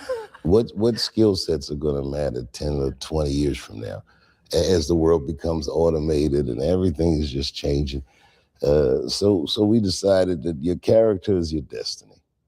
You know what I mean? Just like, if you're a good person, that's pretty much all you can ask from anybody, and hope for the best. I don't know if anyone needs to think anymore. What do you mean by that? The machines are doing all the work for you? It's AI, it's quantum computing. It just seems like thinking is for poor people. It's a joke, by the way. I forgot where I was. but it's true. It's just like who's, no one reads books anymore. It's just so different from when I grew up. It's funny. Okay, I was talking to a friend of mine the other day, and we were laughing about how no one really would know what to teach a kid now. What skill sets are going to matter 10 or 20 years from now, as the world becomes automated and everything is just changing. So we decided that your character is your destiny. You know what I mean? Just like, if you're a good person, that's pretty much all you can ask from anybody, and hope for the best. I don't know if anyone needs to think anymore. What do you mean by that?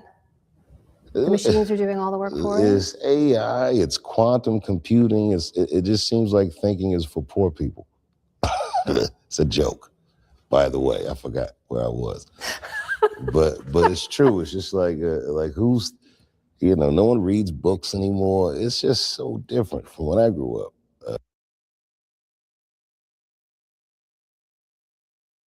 Once again, if you're just joining in, Jack Cadetto proudly filling in for Brother Koku here on Shoot the Breeze episode 247 on the Bitter Medicine Podcast. Hit the like button if you haven't already. We're getting into our 4th topic of the night, and it asks, Shoot the Breeze topic number 4, will anyone have to think anymore? This was accompanied with a video from PBS News. It is a stand-up comedian, Dave Chappelle, giving his thoughts on AI and alluding to that in the future, maybe near future, again, 10, 20 years, depending on how you look at it, people won't have to think anymore. And that he joked, thinking will be for the poor. Anthony, first, welcome to the panel. We have a new panelist. Anthony, welcome to the panel tonight. And also, how are you? Hope everything is well. And what say you from what you've heard? Will anyone have to think anymore? Yeah. Hey, what's going on, Jack Cadetto? How you doing, brother? What's up? What's up? Yeah. Peace to the panel, man, and to everybody in the chat, man. But first of all, I just want to say, I want to make a correction by somebody said so. I just want to make a correction. Louisiana, the home of black culture in America. Okay, we're gonna say that. Louisiana, the home of black culture. Okay. Hey, I understand y'all feel that way, but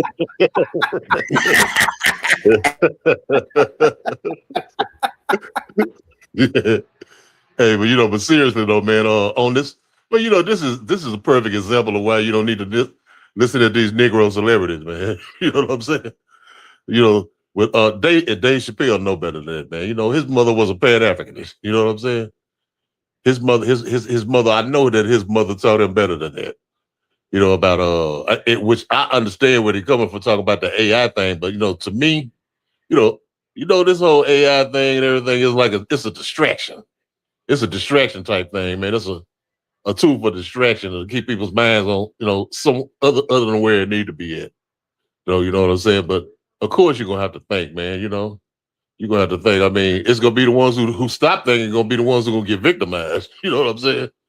So yeah, man, of course you're gonna have to think, man. Whatever kind of AI, whatever kind of technology they have in the past, in the future, still human beings are human beings. People are people, you know what I'm saying?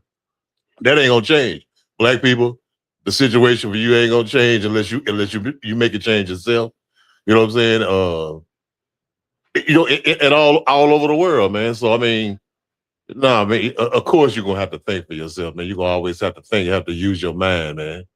This is just a bunch of foolishness to me, man. Like I said, Dave Chappelle know better than that. I'll leave it at that, man. I appreciate it. Appreciate it, Anthony, the representative from Louisiana.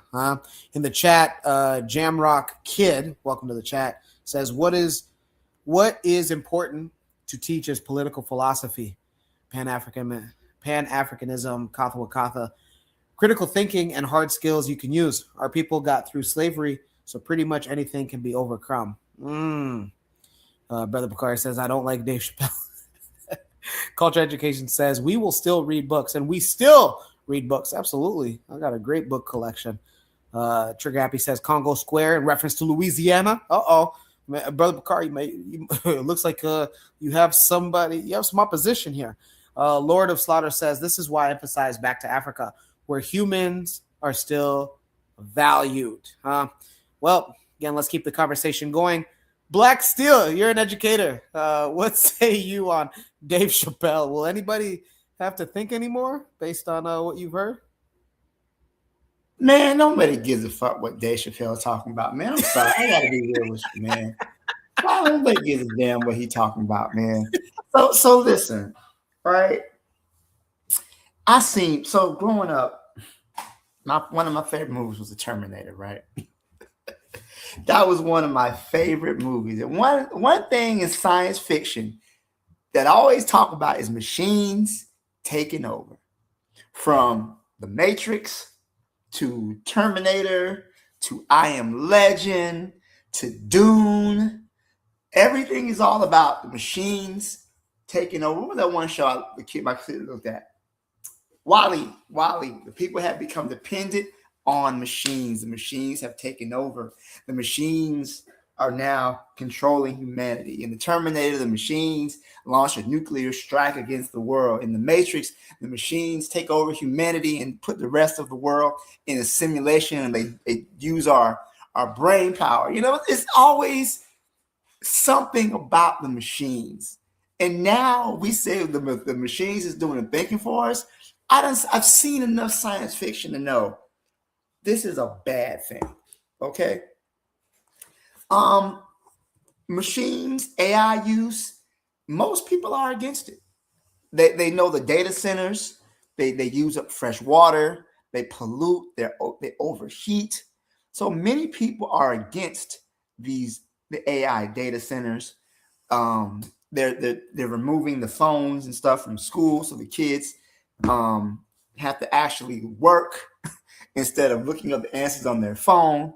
They're handing out suspensions and stuff for being on your phone. I mean, it's gotten to that point. So I don't glorify AI. I don't think it's going to replace human thinking. And there have been situations where people have been identified for crime. It was a black man who was basically arrested for a carjacking in Florida, and he was from North Carolina. So they pulled his picture. They pulled a picture, and it had an 85% match.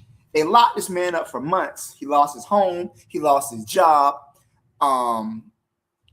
But it was because of AI. AI was what sanctioned him, right? So AI is not a good thing. It's not something that's meant to benefit people. There are some uses to it, but the whole idea, people aren't gonna think, man, listen, we're in an age of technological barbarism. These people will use technology and create algorithms to murder millions of people, which they've already started to do. They match your picture to a database. They can instruct the drone to kill you, kill your family. So I'm not too excited about the use of AI. And I'm sorry, I'm not trying to end up in one of them pods in the Matrix. I'm not trying to fight the Terminators. And I'm not trying to do that. So yeah, I'm not trying. Anybody listen to what Dave Chappelle say? He's funny sometimes. Other times he's a dickhead. But I think that money. I think now that he's rich, he always talks about how rich he is. Brother, don't you understand that it only takes a few bad movies, a few bad paychecks for you to be brought back in the street with us? So please, chill out. Don't forget where you come from. And that's it. But no, I'm not too gung ho about this AI because I've seen those movies. So we already got. Oh, what country? That's in Palestine. That's in Lebanon. That's all. They're already doing that in the Middle East. They had the pagers blow up to kill those people. They killed children blowing those pagers up. So yes, that's already going on in the world. So coming to a theater near you, they're gonna start using that technology to kill people already. I'll leave it there. Thanks. Appreciate it, Black Steel. Yeah, AI is something insane. Something insane. Not only just Lebanon, but also Iran. Prior to this war, there was that report on.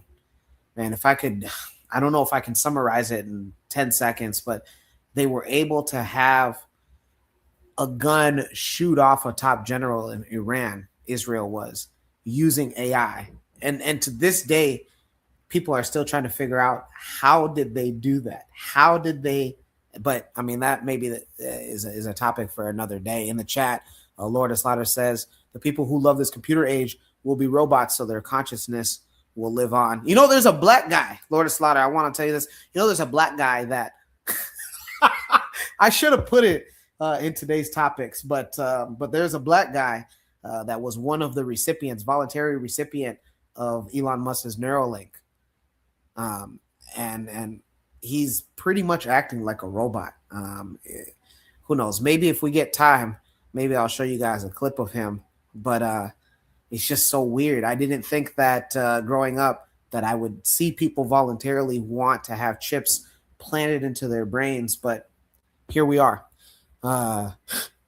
Trigger Happy says, I've already been using AI militaristically, and they're shipping it worldwide. They used a bot to get rid of Michael Richards, I believe. Yeah, it was a robot. And thank you, Trigger Happy, to remind me about that. Yeah, it was a robot, and I wouldn't be surprised if now every police department across the U.S. Uses the robots, for scenes like what Michael Richards in Dallas had. Brother Bakari, everything that you've heard, everything that you saw with Dave Chappelle on this interview at PBS, what say you? Will people have to think anymore, or is Dave Chappelle just full of BS? Well, hopefully people still use their brain. Dave Chappelle been full of BS, just not this interview. He been full of bullshit.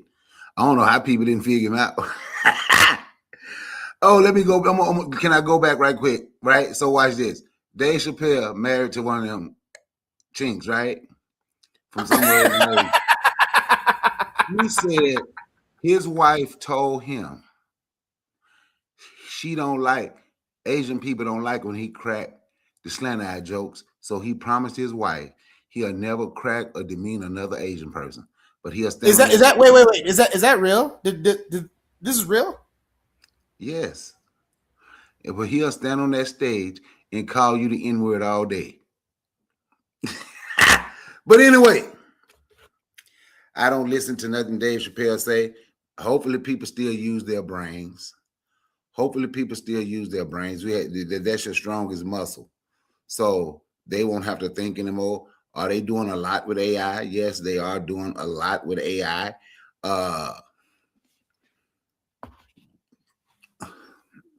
Somebody is thinking for AI. So what he's saying is, poor folk ain't gonna have to think no more. Now he believed his little financial situation. He ain't in the same boat. But rich folks, billionaires gonna be thinking for everybody with AI. They're gonna be doing everything. But yes, people should. Yes, people will still have to think. God, okay, how big AI get? You still have to use your brain. You got to see, we need to be using our brain now to know how to combat some of this bullshit. Pardon my French. That's all I have to say about that. And oh yeah, before I step down, see, you didn't read my you didn't put mine up on it on you didn't read what I posted in the chat, Jackadero, because you talking about the Congo Square. See, we got the hometown, Mississippi. We got New Africa, Mississippi, and we are the capital of the Republic of New Africa. So all your music, your everything came from their black culture in Mississippi with them blues and everything. Louisiana is good. I respect Louisiana, but yeah, for those that don't that aren't for the record, blues started in Louisiana too. No. For those that aren't able to see the screen, Brother Bakari says Mississippi, or no, Louisiana has Congo Square in New Orleans, but Mississippi has Dahomey Town and New Africa. So I apologize, Brother Bakari. Any last remarks about this this whole thought from Dave Chappelle on AI and not having to use our brains, and that thinking will only be for poor people? Any last remarks, gentlemen?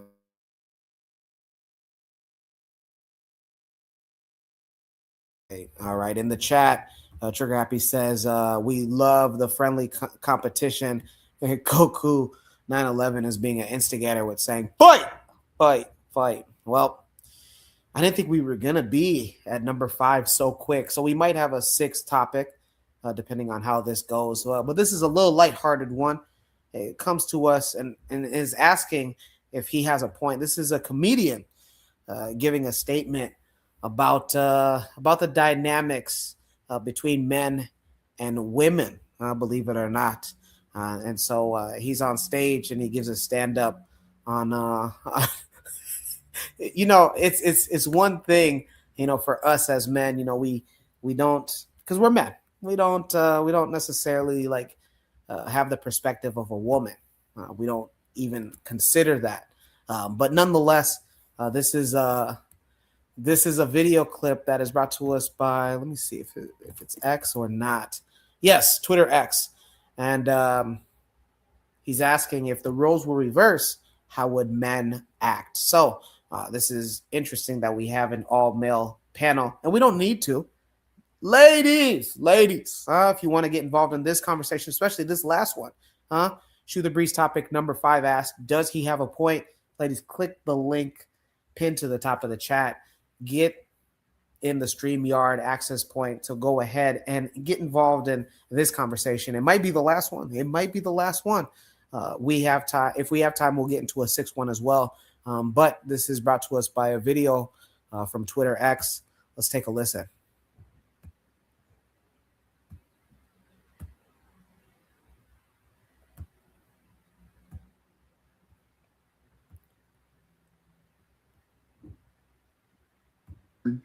With just 2 of us. Imagine we live in a universe where you born with just 200 nuts to bust. Think about it. Think about it.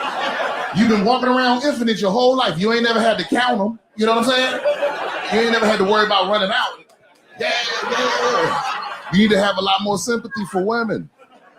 right? Because they born with all the eggs they gonna ever have, right? And by the time they hit puberty, their body is destroying them shits every single month. Oh, nobody came in, you suffer, bitch, suffer.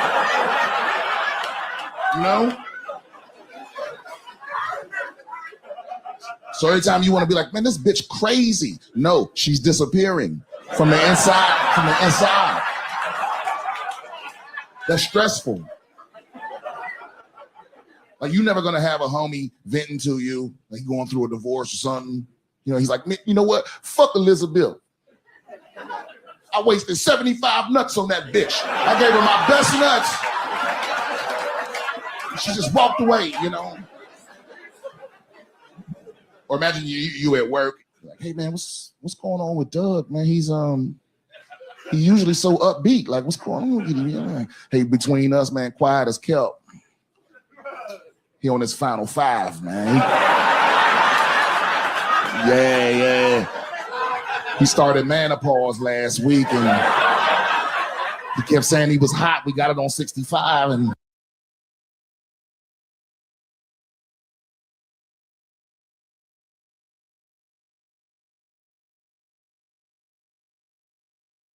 all right. Once again, if you're just joining in, I am Jacadero, proudly filling in for Brother Koku. Here on Shoot the Breeze, episode 247 on the Bitter Medicine Podcast. Hit the like button if you haven't already. That was a stand-up comedian. I don't know his name. Otherwise, I would give him a shout out. Hopefully, his vulgar language did not turn any of you off. But it's Shoot the Breeze topic number 5 asks, does he have a point? The comedian was asking if the amount of ejaculation was limited to a man's life. Would we think different about the way that we act? We'll start off with the educator, Black Steel. I always want to hear from you first, man, when it comes to these type of educational conversations. Does he have a point, or is this just nonsense? I think it's an interesting perspective. I don't hate it. I think it's interesting. I don't know. That seems interesting to me, that thought process. Like, if you had a limit, you would be more selective. And I agree with him. I'm not going to waste. I'm not going to waste anything. And I guess that's the way the world works and how nature has built the man. So, but I think that's a pretty funny thing. I think we may want to. It would probably make us a little bit more selective. Yes, I agree. But the thing is, women can still enjoy, intercourse. They just can't. Maybe they can't always get pregnant. And maybe that's not such a bad thing. They can still enjoy it. They just can't, maybe they say they're wasting their eggs or whatever. Okay. I hear what he said. I think that's an interesting perspective, though. Very interesting perspective. I thought that was a good joke. But again, I don't know if I would feel the same way if I was in a woman's position. But yeah, you have to watch what you do and who you do it with, because you don't want to, And also, too, I think also to his question about the limited window of fertility and things like that, it's just interesting. But no, very good joke. Very good joke. I like that. I'll leave it there. Thanks. All right, in the chat, appreciate it, Black Steel. In the chat, let's see here. Lord of Slaughter says, in reference to the previous conversation, the battle or the competition of the cradle of Black civilization in the United States. Is it Louisiana? Is it Memphis? Is it not Memphis, Mississippi? Lord of Slaughter says, wait a minute now. We got Oyotunji Village here in North Carolina. I thought it was in South Carolina, but Lord of Slaughter, maybe you know more than I do. Lord of Slaughter also adds, the African women are the bloodline and the doorways from the ether of our ancestors. And then Culture Education says, Lord, it's Oyotunji in South Carolina. See, I thought it was South Carolina. Maybe we're lost, huh? Trigger Happy says, it's just a clear perspective of nature. Men have a strong drive to reproduce consistently. Women have to be selective because they are receptive. And then Lord of Slaughter says, Carolina was originally one state. I see you, Lord of Slaughter, moving the goalpost. I like that. Anthony, what say you from what you heard from the stand-up? Does he have a point, or is this just pure nonsense? Okay, well, to me it was this bullshit. I mean, well, he pretty much lost me with all of the, with the B word shit. Calling women bitches. I got a thing about that. You know what I'm saying? But I mean, it's comedy. You got a little joke in, whatever. I don't. And I guess some people could see a logic and whatever. I don't know. I really couldn't. I couldn't take it seriously though, man. You know what I mean? Matter of fact, I think that last comment that you said about the woman being selected, I thought that was something more important, important to me than what he was saying, though. So no, I don't know. I really didn't it didn't really resonate with me, really, man, because he lost me, if it was a more deeper conversation or something, like you hear some comedians do, but he was all with the this and all that. And so that kind of turned me off anyway, though. So I really didn't pay attention to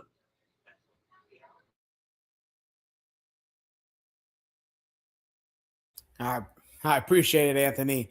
Brother Bakari, maybe you did get LOL in the I chat. can say this. What say you? If you was born with just 300 nuts, there wouldn't be no jacking off when you're a teenager.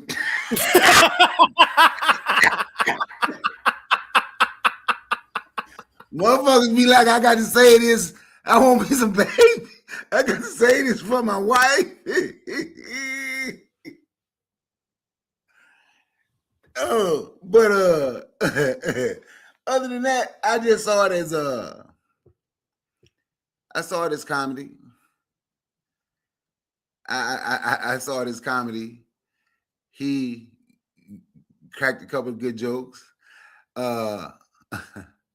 So yeah, is it like I said? Is like Black Steel said? Is an interesting perspective. But I also say all that love. I'm telling you, people stop playing with themselves when they live. But that's all I got to say about it.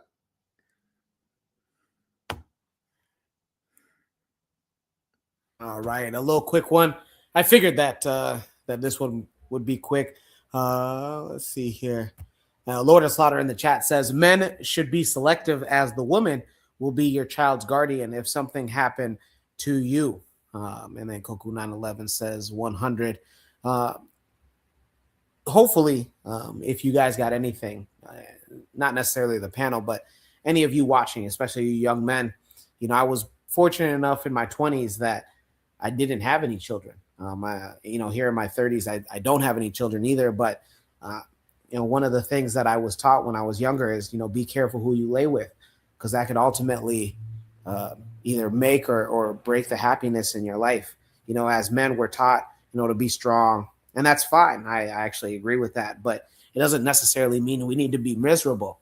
And, the friends of mine or the acquaintances that I have, some of them are miserable because of the mother of their children, whether or not they're having baby mama drama issues or they can't get to do what they want to do on a given day because they're stuck with the child. And so maybe if you got anything from that stand-up is that, you don't necessarily have only 200 ejaculations in your life, but that one ejaculation can alter and determine on how you live the rest of your life. As men, we're supposed to be risk takers.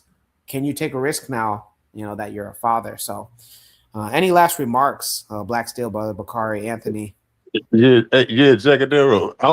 It was just interesting something that you were saying about, like, you saw about some of your homeboys or some of your friends. Okay, yeah. You said check it out. You said that like some were like say, well, stuck, were miserable because like being stuck with the child. You know what I'm saying? Like, this is what I'm saying. Is that a thing? I'm stuck with a child. You know what I mean? This is a child that you brought into the world. That's and I'm stuck with it. You know what I'm saying? I mean, I love all my children. I'm glad they're here. It may not be so much stuck with the child, Anthony, but it may be always just to get along with that child's mother, right? Okay, I get that part, but like I'm saying at the beginning, okay, this goes back, okay, to something you said there. Okay, you need to check who you get with first. Okay, you need to know who you get. Know the lady you get with, and vice versa. For the woman, you need to know the man you get with. But like I'm saying, shouldn't you have thought of this? You thought of this before you lay down with this woman.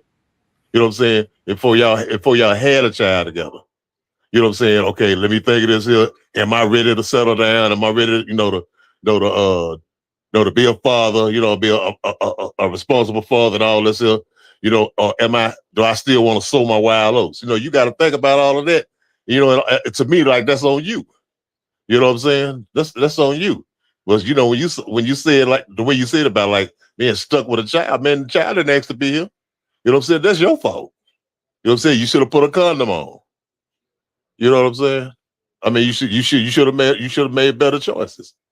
So I mean, that part right there. I'm like, that's the kind of thing I can't understand. Cause like I know some of us on this panel, we fathers, we got children. You know what I'm saying? And I know quite sure, I'm quite sure that all of us love our children, and especially with us brothers having black conscious minds and everything. That's a joy to us. We ain't gonna never think like, oh man, I'm stuck with the child. Okay, you have a problem with your baby mama. Okay, that's not something that can't be worked out. You know what I'm saying? Because see, I'm imagining in my mind that if you're a black conscious brother, you pretty much gonna deal with a black conscious sister. Or somewhere a sister somewhere adjacent to that. You know what I'm saying? Because I mean that's what I do. I always think about the woman I'm gonna deal with. And she got to have build on the same kind of political mind and mind that I have. I just choose somebody. I go somewhere else. You know what I'm saying? So I'm gonna choose a woman who has a like mind. Okay. We got some of the common interests. No, we for black people. We got the one that she got to love black people. So I'm gonna be with somebody who has that same kind of mind. What I'm saying, if you're getting with people who don't have the same kind of interests as you, what I mean? What do you expect? You're gonna have trouble like that. You're gonna run into stuff like that. And then I understand, you're gonna run into sometimes we run into man and woman trouble sometimes. We have different ways of doing things or whatever. But I'm just saying, that part right there, though, that kind of like got on my skin a little bit. Not you, Jack Darrell, but saying what the brother said, about I'm stuck with the child. You got to think about that before you make, because the child ain't responsible for that. That's not the child's fault. No, that's all I want to say, bro. Yeah, no worries. The brother that I'm talking about, he traditionally married the mother of his children, and so things didn't. How can I explain this? At some point, things were not well. They're not together anymore, but at some point, things were so not good that I think I could be wrong, but I think they were now sleeping in separate bedrooms. But we had planned a trip. It was a guy's trip, and it was agreed, I guess, that she was going to watch their two sons. And so the day of the trip, he gives us a call and says, guys, I can't go because she stopped answering the phone, and they still live in the same house. So, it's stuff like that that believe it or not, Anthony, my generation is having issues about. Because he married a girl from not just black, he married a girl from his tribe. He's a South Sudanese brother, and he thought the world of her. And then in the end, it didn't work out the way that he envisioned.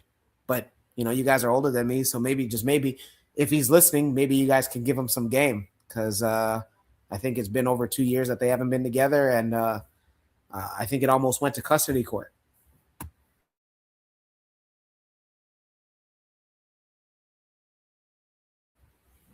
While you guys think about that, let's read the chat here. In the chat, Lord of Slaughter says, like a woman can end your family's bloodline by raising a gangster hooligan. Because if they don't reproduce or choose someone who's as bad as their mother, your bloodline of 300,000 years could end. Sheesh. Cheryl, what's going on? Cheryl in the chat. Welcome, Cheryl. She says 90% of relationships are ideological, whether people want to acknowledge this or not. I guess I would like some elaboration on that. What do you mean by ideological? Like the idea of a relationship? And then Trigger Happy in the chat says it's too important how that child grows up largely depends on the temperament of the person. Hell, even the temperament of the family surrounding that person is important. This used to happen in pre-colonial Africa. I don't know if it still happens now, but at least in my tribe, if my sister was being asked for the hand in marriage, me and the rest of my brothers, we would go and live with that guy's family for like a month just to see how they interact with each other, how they treat other people. Because if they were a quote unquote, what's the word? If they didn't come from a good family, then we could just end it right then and there and say, hey, we'll be damned if we allow our sister. I don't know if that's practiced so much. I doubt that nowadays, just because, if it's not people getting married because of financial reasons, it's love. It's that Roman love that we talk about. But to hear speak more about love, it sounds like we got Amma pulling up to the chat. What's up, Amma? Welcome to the Bitter Medicine panel here on episode 247. How are you? Hope everything is well. And let's go ahead and hear your thoughts about this current conversation.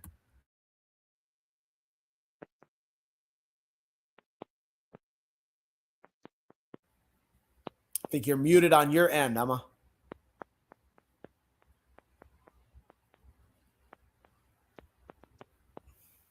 I think you're muted on your end. Can you hear me? Now we can hear you. Okay, sorry. It must have been my Bluetooth. Okay. So yeah, I don't know what the original question was, but just speaking on what I just wrote in the chat, what I mean by ideological, so for instance, if one parent wants the child to be homeschooled and the other parent doesn't, you're gonna have problems. If one parent is materialistic and the other one is not, like immediately, like you're gonna like I'm just trying to think of like a whole bunch of examples. If you are conscious minded and you make a conscious decision to buy black, and you're not afraid of your own people, and you try to move away from your people, and you try to live in a white neighborhood and leave your own people behind, and this type of thing, and you have one parent that's like that and you have another parent that's like, well, we got to give back to our community. Running away is not going to solve anything. If you have two people that are opposite minded like that, it's not going to work. I don't care how good of a friendship you have. It's never going to work. And I think a lot of the times, like people they run into these type of things. Like if you're a type of person, so this is a common one. So like, okay, so like my husband and I, we agree ideologically. Now, do we have arguments? Of course. Like we argue like cats and dogs, but it's about like little stuff. Like, like around the house. It's like, oh, you clean these dishes? Why ain't you clean these dishes? Blah blah blah blah blah blah blah blah blah. Like, typical married people stuff. But at the end of the day, we can come to an understanding of how we want to raise our children and what our end goal is, what we're trying to do, just not with not just with our children, but just in life in general. We have a total understanding when it comes to that. And I think a lot of people don't think that's important, and a lot of black people don't like politics. And when you're talking about raising children, you can't avoid politics. Like when things are happening to black people getting lynched every single day and stuff like this, and you're just like, oh well, I'm gonna still have I'm gonna still have my YT friends. I don't care what's going on because my YT friends are not like that. And you got the other parent that's just like, nah, we need to stay away from them. Like these are these little conversations that we think are not important, but are very important, and that they're very political.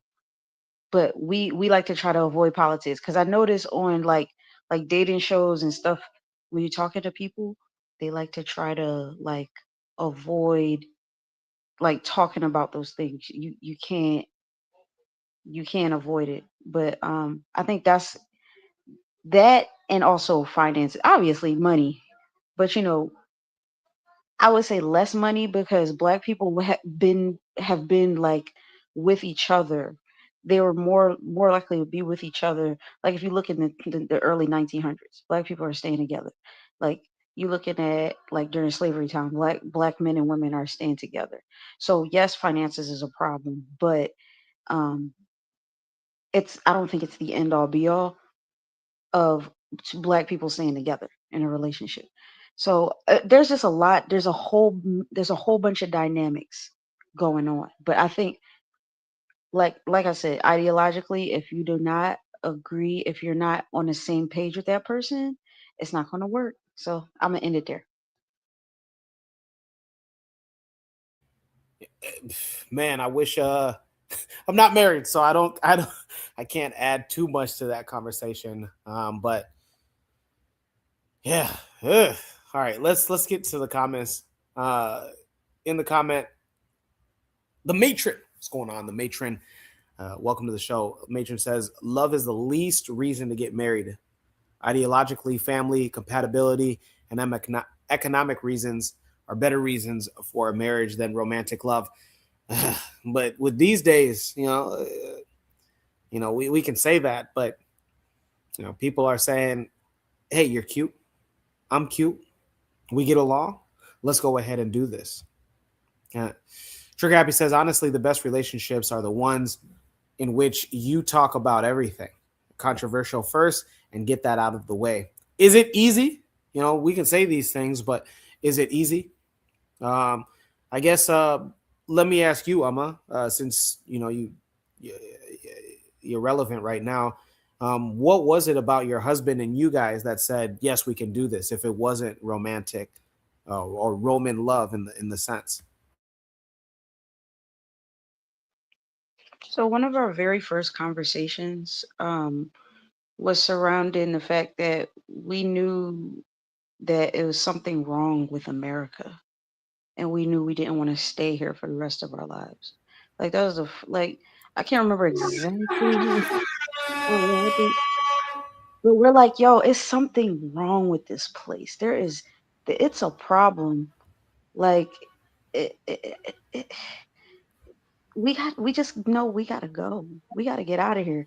And you got all these I don't know, you just got all these white people are just like, well, if you want to go, then you should go. And you know what? I would gladly take them up. Both of us, we're just like, we'll gladly take them up on that offer. Because guess what? We just came back from Jamaica. We were there for almost a month. And the biggest thing I realized about living outside of America is maybe your infrastructure isn't as great. Okay. I'll take that. Take that one on the head, on the nose, but on the chin. But your quality of food and water far superior than the United States, just on that alone. So for us, it's just we don't need to live in luxury. I'm not materialistic. I don't need to live, how some people are living. I don't need to be constantly comparing myself to other people, to other black people, and like it's like a rat race in America.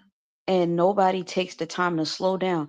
Everybody admires hard work, quote unquote hard work, but they literally work like slaves. For what? And some people may be able to say, I have a nice house in America and I have this and I have this type of car and that. But these people are not as happy as they portray. And so these are the type of conversations that we have. Um and it's just it's so much more. But it's just we seriously, yes, Lord of Slaughter, like we got to get out of here. It's awful for us.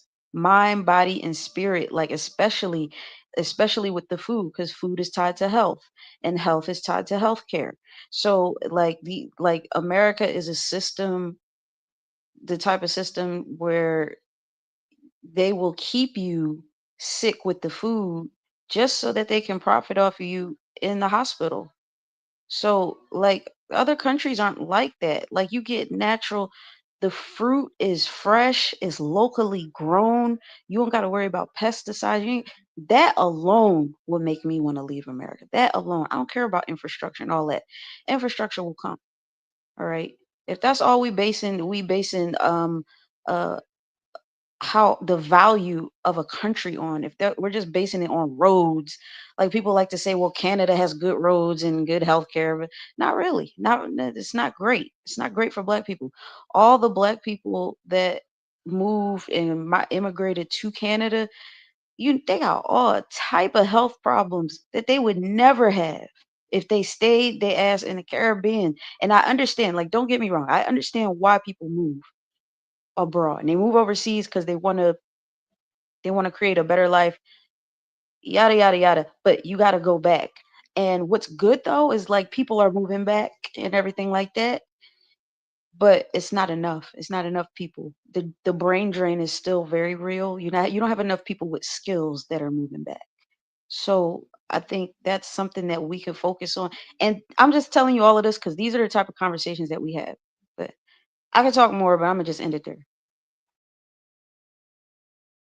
I appreciate it, Emma, and congratulations on your guys' union, man. That's powerful. Believe it or not, you might be inspiring people. Lord of Slaughter says, yeah, we got to get out of here. We got to get out of here. Trigger Happy says, if you are a Pan-African nationalist and you marry a non-Pan-African nationalist, you will face incompatibilities. I'd assume so, but I could be wrong. Again, I'm not a relationship expert. I'm not even married nonetheless. Trigger Happy says, health is important too. Dating people who say let's have chronic diseases in their family would be the standard for many who are serious. For a man who are serious, I'm not sure. But he adds, the social life of many African countries are far superior to that of the West. Lord of Slaughter adds, she's spitting them facts. Absolutely, man. All right. Well, we have time for one more. This one doesn't necessarily require a lot of debate. At least I don't think so. But then again, that's why we have this show. So Shoot the Breeze episode 247, our last Shoot the Breeze topic. And it just it's a proclamation, really. And it says we are all connected. And it's brought to you by an Instagram video where one individual showed on how many different African tribes or ethnicities share. Not just share in language, but share in culture. Again, this is just one of many language or cultural groups that are tied in Africa. As you guys know, Africa is made of 54 countries. And then in that, there's countries that have as much as like 60 plus African tribes and ethnicities. So let's go to Instagram where this video is. And again, this is more of a proclamation, but if you want to add on your thoughts, please feel free to do so. And again, this is more of just a feel good, just to end the night. Huh? How about it? Let's take a listen.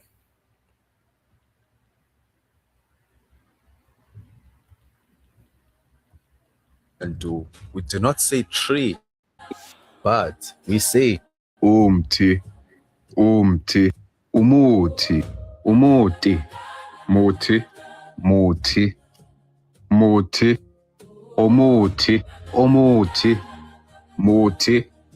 muti, muti, omuti, omuti, mti, muchi, muti, muti, nti, muti,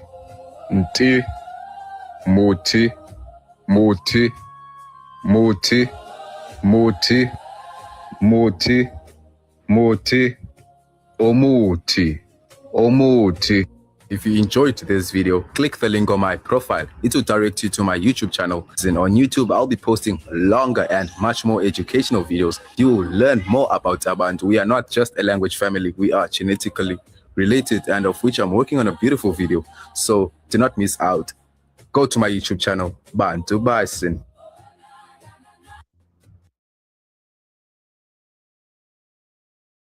Hey, once again, if you are just joining in, I am Jacadero, proudly filling in for Brother Koku here on Shoot the Breeze episode 247. We're at the back end of the show. What were you doing this entire time if you're just joining us? But I understand if you're busy, especially working hard as a Pan-African nationalist. on our sixth and last Shoot the Breeze topic.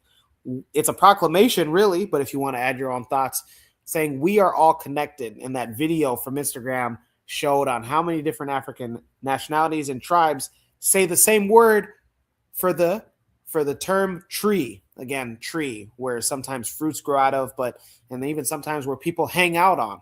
Huh? And look at that. Muti or umti or umunti. Huh? Especially for my panelists that are in the United States, as I am. Maybe also you could elaborate. Is there some words that you've come across that are in different states that you've traveled and it's meaning the same thing, but maybe it's just a related word?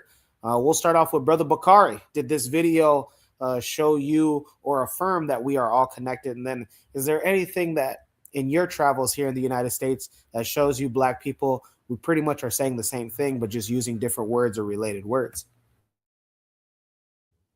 Hey, come back to me. No worries, no worries. Anthony, what say you from this video? Same question. Well, yeah, okay. Yeah, I like the video. Okay, yeah. Okay, obviously, if we think about it, African people have always moved around. You know what I'm saying? I'm saying Africans on the continent. We always moved around. Now, like say, for instance, like the Bantu people, what we say are people who speak Bantu languages, whatever. Okay. Now, when we think of Bantu people, we think a lot of time we think of in Southern Africa, like the Zulu people or the Ndebele people, Swazi people, and those different Bantu groups in Southern Africa. But that the Bantu people started up in West Central Africa, even in parts of areas like Cameroon and in Nigeria, parts of Nigeria where Nigeria and Cameroon meet, in the Congo Basin in Angola, that area of West Central Africa. And over a period of time, Bantu people started migrating south, migrating in different areas. You have some Bantu people who went east. You know what I'm saying? You into Tanzania, Kenya, the East Africa, the Great Lakes region, that area, and some went south. You know what I'm saying? And you could tell in the language where you have these names like for example, like the Zulu people. Now the Zulu people a lot of times refer to themselves as Amazulu. It's Amazulu, AMA, Amazulu. Or you hear words like Ba, like the Basotho people. You know what I'm saying? Or the Botswana people. These kind of names like this. All of these are names that were connected to that went back into to the Congo region, to the Congo Basin, what is now the Congo DRC.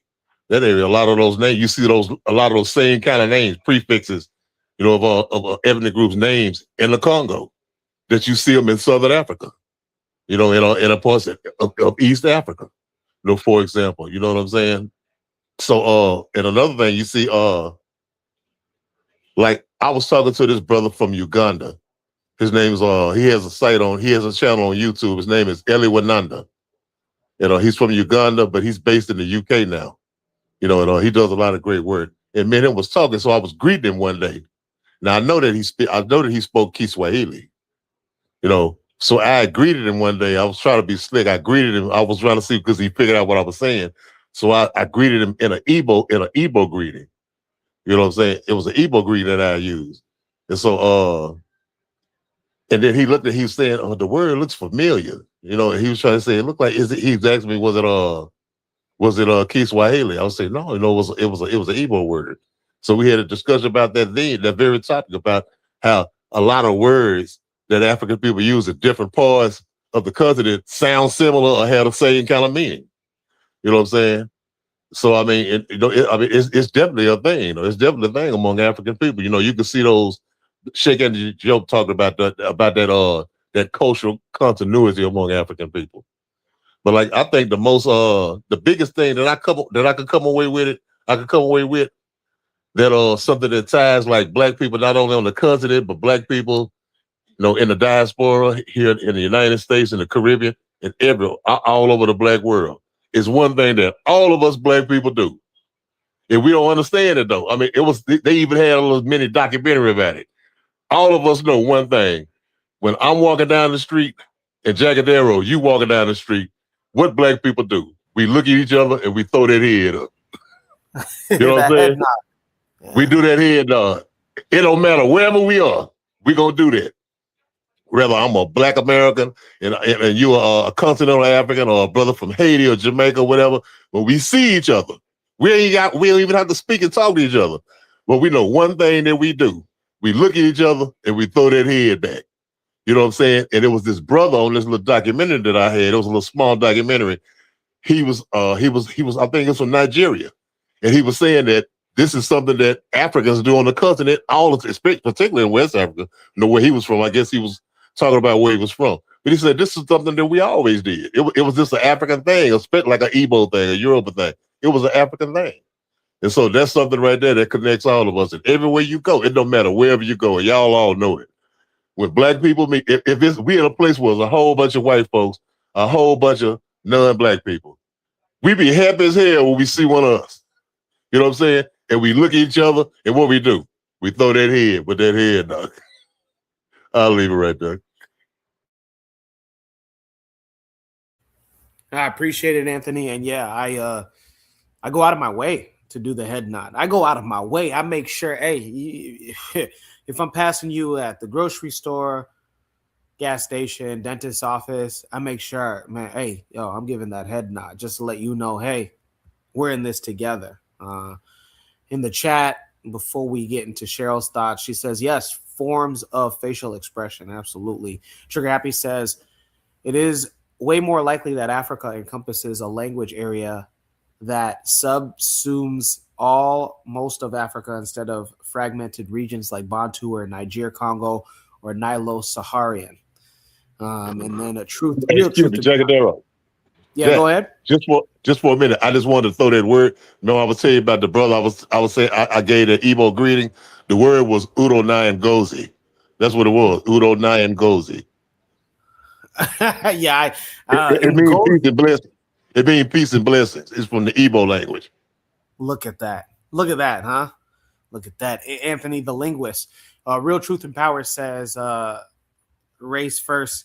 Race first, family from Brother Everett. What's up, Brother Everett, man? How are you doing? And Trigger Happy says we've had these prompts before, but Kamji Verse had a good channel speaking to this. Theophile Obanga also has a book that deals with African historical linguists. Man, true indeed. Sister Amma, what say you?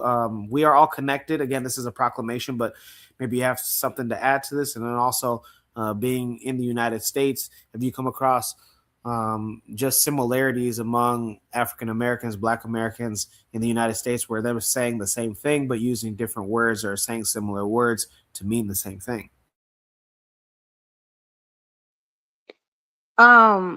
Yeah, you know what? There are a lot of examples of actual words. I don't know them off the top of my head, but what I do know is something that I notice Black people do in America that they do on the continent. Like when you're trying to put emphasis on something, like you're trying to say, "Oh, well, this is amazing." Like or you're trying to say like you can say like this is amazing or this is really bad. That's like the English way of saying it. But a lot of times Black people in the States will say, is it good or is it bad? Like we'll put emphasis on we'll say the word twice to put emphasis on it. And people on the continent do that. I think I've heard like people on the continent, they'll do it in their own language, but to put emphasis on how they feel about something, they'll repeat it twice. I don't know if you guys have experience with that. Yeah, you're actually talking to somebody who speaks an African language, and yeah, that's common in Swahili. The word for sorry is pole, Pole. So when I double it and say pole pole, that means slowly. And I can tell somebody, hey, enda pole pole, meaning go slowly. I mean, there's many. So man, I'm glad that you know that. Big shout out to you. Because we do it all the time. Like that's a very common thing. Also, again, these are not like specific words that can be directly translated, but also like all right, this is very common like in the South. Like you'll see it up north too, but when you're talking and you're talking fast or you're trying to get something out quickly, you'll drop the R in words, or you don't. People would say, "Oh, you're not speaking proper, but you're speaking slang." Like that guy is a killer. Like we'll drop the R. You see what I'm saying? Like that's just one example. Like we'll take the R because it takes too much to pronounce R. That's like a very English thing to do. Like that's a very like European, like when we take the R out, like white people will be like, "Oh, you're speaking that slang." Like you're speaking that Ebonics. That's part of Ebonics. Like you don't put emphasis on the word because it takes when you enunciate. Well, they call it enunciation for them, but when you do that, like for them, that's speaking proper. But for us, it's more about what we're trying to say versus how we're saying it. We're trying to get a point across. We're not worried about like how it sounds. Does that make sense? Yeah, absolutely. One of the things that has fascinated me, again, I grew up in the States, but I wasn't born in the States. And one of the things that my dad got really upset at me about when I was younger was I used to say axe because I heard my Black American, African American friends say axe. Hey, I asked you a question. And then he would. Oh, that's hilarious. Yeah. No, that's one of those things that kind of like white people, they're like if you're speaking, they'll be like, it's not X, it's ask. But that's too much. That's just too, it's too there's so many words that are like that in English, and we just kind of even what I just said just now, like kinda, like I didn't say kind of, I said kinda. Like we'll blend words and stuff like that. Like we'll blend kind and of, and we'll say kinda. Like one of the things that I really love is again, like, I grew up in the States, but my Black friends would always say, like, you see what I'm talking about? And I'm like, wait a minute. I went home once and I was like, that's not how you say it. What are you talking about? Like that's too much. Well, I'm talking about. I'm like, do I know what you're talking about? Right. Or we'll say, instead of saying that, because the TH, oh my God, my parents used to hate. I didn't say that, I would say that. Like, how you do that? How you do that right there? Like, we'll like, because you're just trying to get what you're trying to say out. Ain't nobody got time for all of that. Like, we can't. Some of us just don't do that. Unless we're like speaking we're speaking in a lecture or something, or if you're in a college, you'll do it. But if you're just talking and you're just trying to get a point across, you're not going to say that. We don't emphasize that. We'll just say that thing over there. Go get me that thing. So yeah. I love it. Anthony, you have you have anything else to add to maybe what Emma was referencing? Yeah, I was just going to say she damn near took the words out of my mouth. You know what I'm saying? Because like if you listen to Black people, especially like down here in the South, I live in the Southern United States, or you hear Black people in the Caribbean, or Black people in Nigeria, especially like who like the everyday the local people, like who they speak like what they call it Nigerian pidgin or whatever like that. None of us can say the word they. Like I'm gonna say it like that, like they with the TH. We always say what they, where they at. Right. You know what I'm saying? We always say where they at. Like, it's just, well, where they, hey man, where they at? Or where they going, man? You know what I'm saying? Where they at, they. Like the DEY. You know what I'm saying? It's always that same pronunciation. But you in West Africa, parts of West Africa, or the Caribbean, or the Southern United States. You know, so yeah, that's what I was saying. It's words like that, like what the sister was saying. You know that we all had those same pronunciations and things like that. You know, I was growing up, man. My mom, it used to be something like when we kids, like you pick something up that you ain't got no business picking up, or you put it somewhere else. And like my girl would say, set that there right there. Now you know what? Some people wouldn't even know what the hell she said. You know what I'm saying?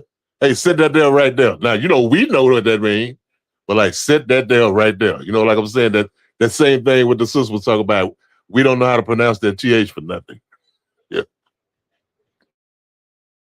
Yeah, before we get into Brother Bakari's thoughts, one of the things that I also really love here in the States is that black people on the phone, before they come over to somebody's house or a gathering, they'll say, "Who all over there?"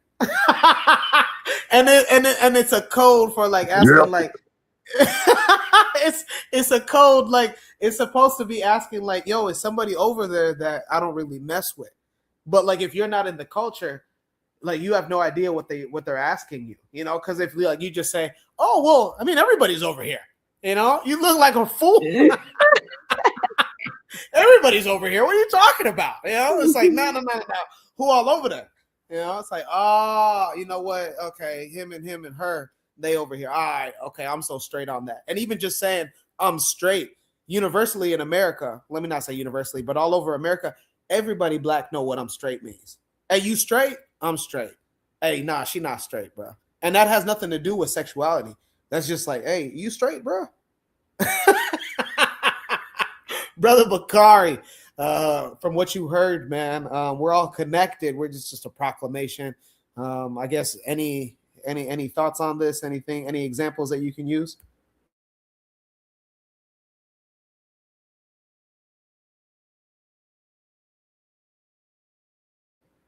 Brother Bakari might be straight on this conversation, huh?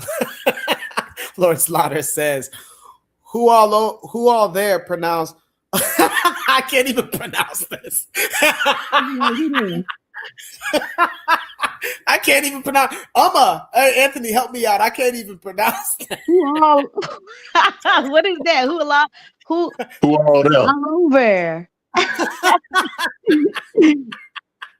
Who there? We just be like, who there? Well, like you say it in a certain tone. All you got to say is who there. If you say it like that, then we know what you're talking about. Oh man, we can go on and on, man, but I want to get you guys on with the rest of your guys this weekend. So you know what that means, man. It's time for shout outs, man. Shout out person, place, thing, anything that you got going on, whether it's personal, whether it's public. If you want to keep it private, you can keep it private, but this is your time to shine. We are chivalrous here. That means that yes, we respect one another, especially our women, huh? So come on, being chivalrous Africans, we're gonna allow Amma to go. Not allow. We want you. We encourage you to go first with your shout outs. What shout outs do you have for this week? Man, so I'm gonna shout out to a place. I'll shout out to the Caribbean, Jamaica in particular, because that was my first time staying. I've been to Jamaica before many times, but that was my first time staying in Kingston. Um, you know, when we travel to places, like a lot of places have their issues. I'm not going to sit up here and be like, oh, everything's perfect, everything's great, because there's always things that we got to work on. A lot of the beaches and everything in Jamaica, they're being bought up by non-black people, and not just Jamaica, but other places too. But that should say something about the value of the land.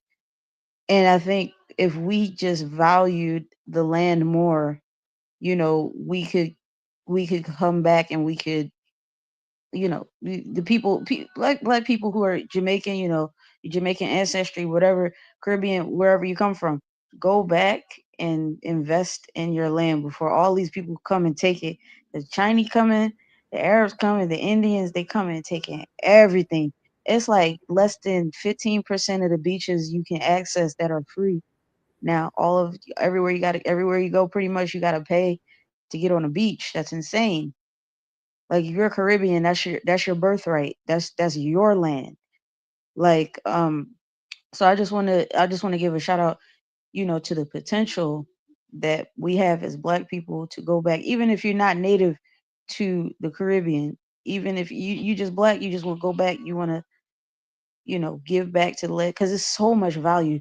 Like they got and I know this from time, but they got fruit falling off the trees, free fruit. Ain't no pesticides, ain't no I find so much value in that. That's just amazing to me because you ain't getting that in the States. You for damn sure not getting that in the States. What? Free fruit off the tree? They're gonna cut that tree down. You know what I'm saying? So it's like that the water, bro, I'm telling you. I'm like, bro, if I could be here, I would be here. I would stay here. This is great. But again, they do face challenges, but it's challenges that we should be willing to accept, and we should be willing to try to work out. So I mean, more power to the Caribbean because wonderful place, great potential. We just need like mind. We just need a like mind as a people. I appreciate it, my man. Yeah, the Caribbean, man. Big shout out to them. Big shout out to them. In the chat, Lord of Slaughter says, I'm shouting out that Fong sister in the video. And then Lord of Slaughter's upset. Put that video back on. All right, just for you. I love it. I love it. Remember, I'm here because of you guys. I'm not here because of anything else. So hopefully she ends up, and who knows? Maybe, just maybe, Lord of Slaughter, you use your detective work to find out her social media. And Lord of Slaughter adds, I agree. Quality of life is better than trinkets. Man, absolutely. Trigger Happy says, shouts out to the African teams in the World Cup making it through to the knockout stages. DR Congo were exceptional. Same with Senegal. Shouts out to the Sahel Alliance, the AES, for cutting ties with France diplomatically, as well as, if you guys didn't get to hear, Niger and the rest of the Sahel countries officially submitted their request to exit the ICC, the International Court of Justice. But more on that a little bit. Brother Bakari, if you're back on, not answering phone calls, what shouts out do you have? I want to give out a shout out to all the Black African nations over that made the round of 32. Are we still boycotting? Are we still boycotting South Africa because they one of them? But they're one of the teams that made it. Are we still against? Are they still against South Africa, man? Let me know something, But that's my shout out. And shout out to you, Jackadero. You do a good job, man. You do a damn good job when you come in. And and shout out to everybody on the panel. Alma, she came up. Black Steel, man. Me and Black Steel ain't had no good debate in a while, man. I don't think you was around when me and Black Steel used to go at it. I'm trying to figure out a way to go back to get it. But you know what? That's my shout out, man. I enjoyed the live for the time that I was here. It was good. Even though I may have not been on the panel, I was still listening. So, man, I appreciate the chat and the panel. Peace.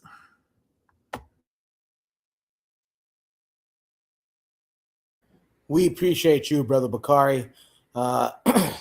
Anthony, what shouts out do you got for this week? Oh, all right, man. I want to give a shout out to you, Jackadero, man. You're doing a great job, man. At Coco's spot, man. Everything. And shout out to everybody on the panel, man. To the sisters and everybody. And and my team kind of they had a setback today, man. The Ghana Black Stars, But they still in the running though. But yeah, we had a setback today. But big up to the Ghana Black Stars, man. We still rolling with them though. And man, you know what? I ain't gonna fake the funk, man. I'm for the South African soccer team, man. I want them to go as far as they could go, man. You know what I'm saying? I ain't gonna hold what's happening back there, you know, against them, man. You know, I want them to do good. And shout out to Mississippi for being the second home of the blues and the black culture, man. You know, big ups to Bakari and the Mississippi folks, man. Louisiana. Appreciate appreciate that, and I knew it was coming. I was like, damn, I forgot to get him.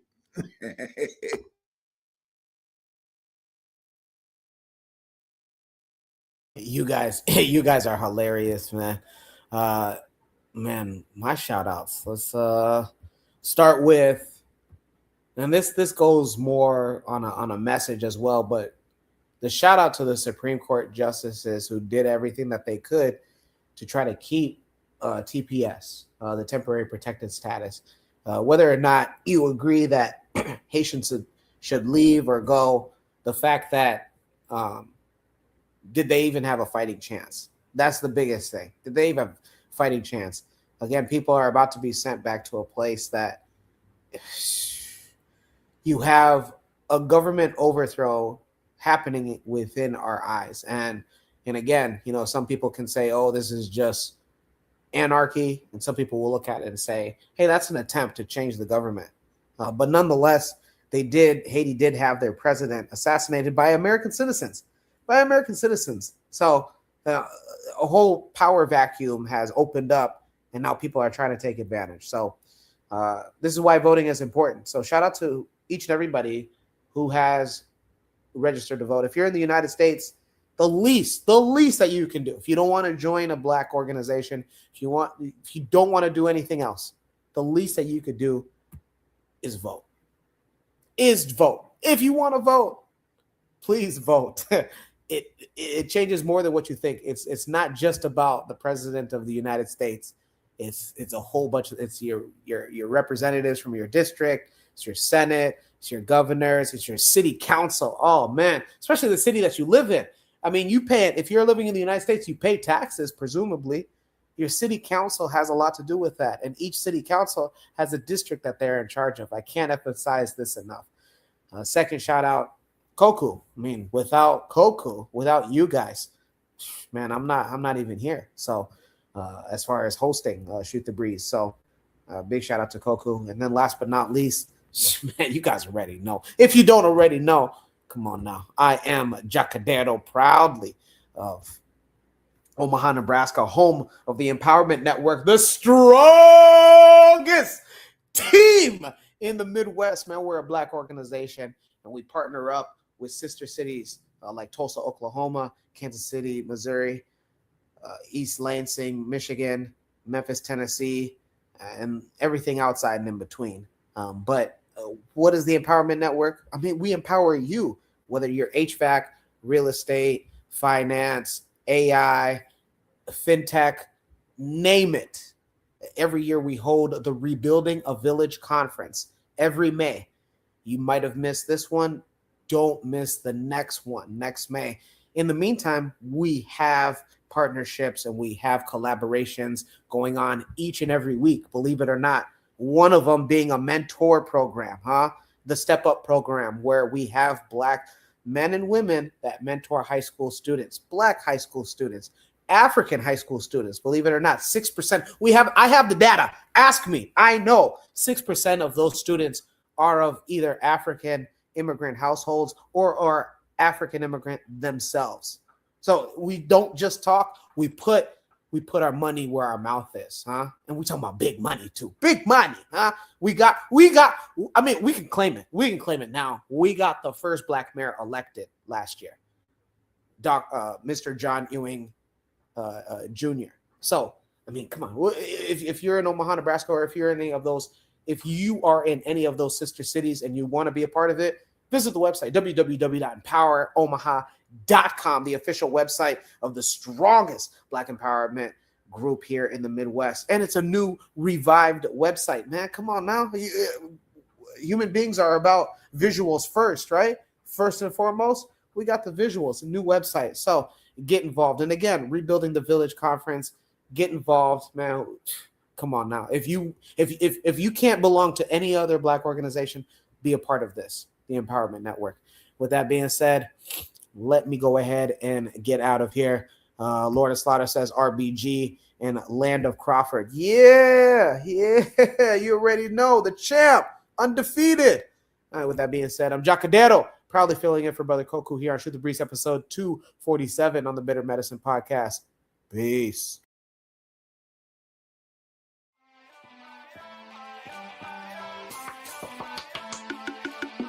Thanks for listening to the Bitter Medicine Podcast with your host, Koku. If you like what you just heard, we hope you pass along our web address, bittermedicineblogs.com, to your friends and colleagues, and share our show to all your social media. Be sure to check out our archive section on our website for previous podcasts. This has been a KWAZ radio production. Join us next time for another session of the Bitter Medicine Podcast. Follow us on Facebook at Bitter Medicine Show, Twitter, Bitter Meds, Tumblr, Bitter Meds, Instagram, Bitter Medicine.